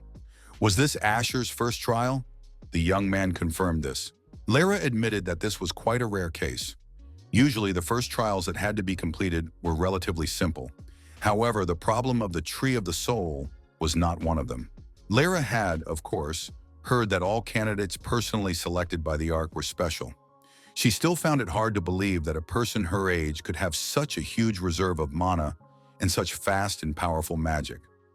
This guy also possessed incredible mental fortitude, as he was able to withstand the nightmares of the Tree of Souls. Lyra wondered how Asher came to join the Ark. Asher thought that he had never actually joined the Ark. However, in this case, it did not matter. The young man replied that it was a rather useful organization. Lyra said she had the same reason. She didn't care about the ideals and ideologies they followed. Lyra added that the only thing she wanted was to find a way to remove the curse she had to hide behind this mask.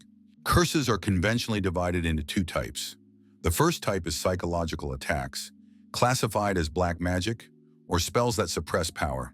Second type is the curse of the devil, one of the heteromorphs. There are dangerous curses that are the complete opposite of divine power.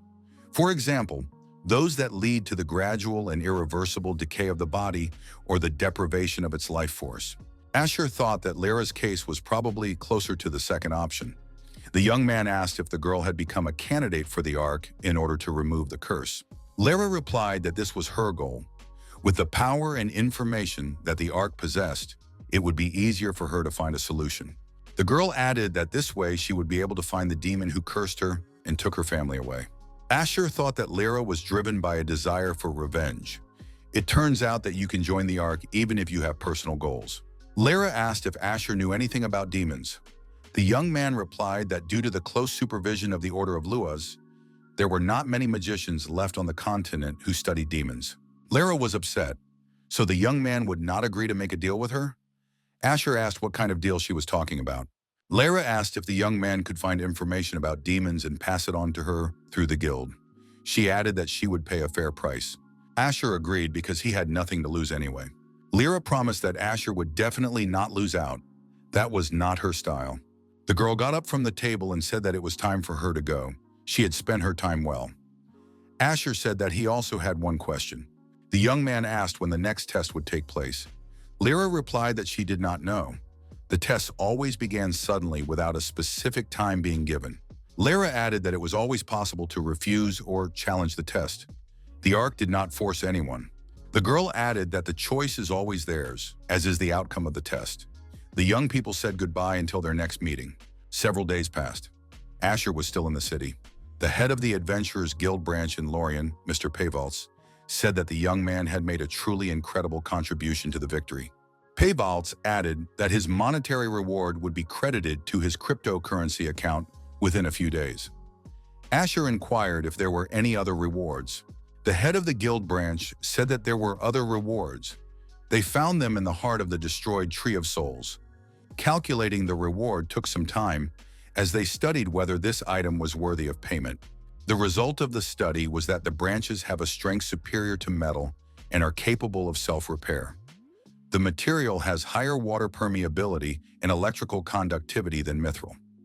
These branches can be considered an extremely rare material with great potential. Based on Lyra's testimony, it was concluded that it was the young man who made the greatest contribution to the elimination of the Tree of Souls. Therefore, he was awarded 2 branches.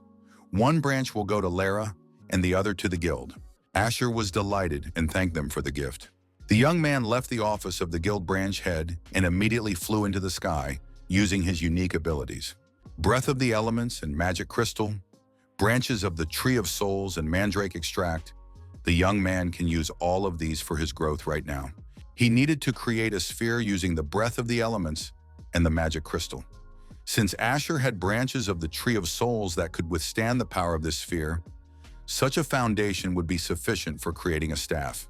Even if the search for a craftsman who will take on the order goes through Pale, the cost of other materials and labor will amount to hundreds of millions of elks. There is still not enough money. The young man returned to the city. He understood that there was only one option left: to create a magic core based on mandrake extract. Asher entered the same empty establishment again and met the same bartender. The man, his face hidden, greeted him and offered to accompany the young man. Asher was surprised. After his first visit, no one had accompanied him anywhere. Asher asked where they were going. The man said that from now on, the young man would always be accompanied. Asher thought that, unlike the meeting rooms he had seen so far, the room he was led to was particularly luxurious. But why had they changed the meeting room? A voice came from behind the screen. The man apologized if the change in the room for exchanging information had taken the young man by surprise. 3 types of people were meeting here. The first are those he trusts. The second are those who cannot be stopped by glass or iron bars. Pale peeked out from behind the screen and said that the third type were those who met both criteria. Pale added that he was eagerly awaiting the arrival of Mr. Asher.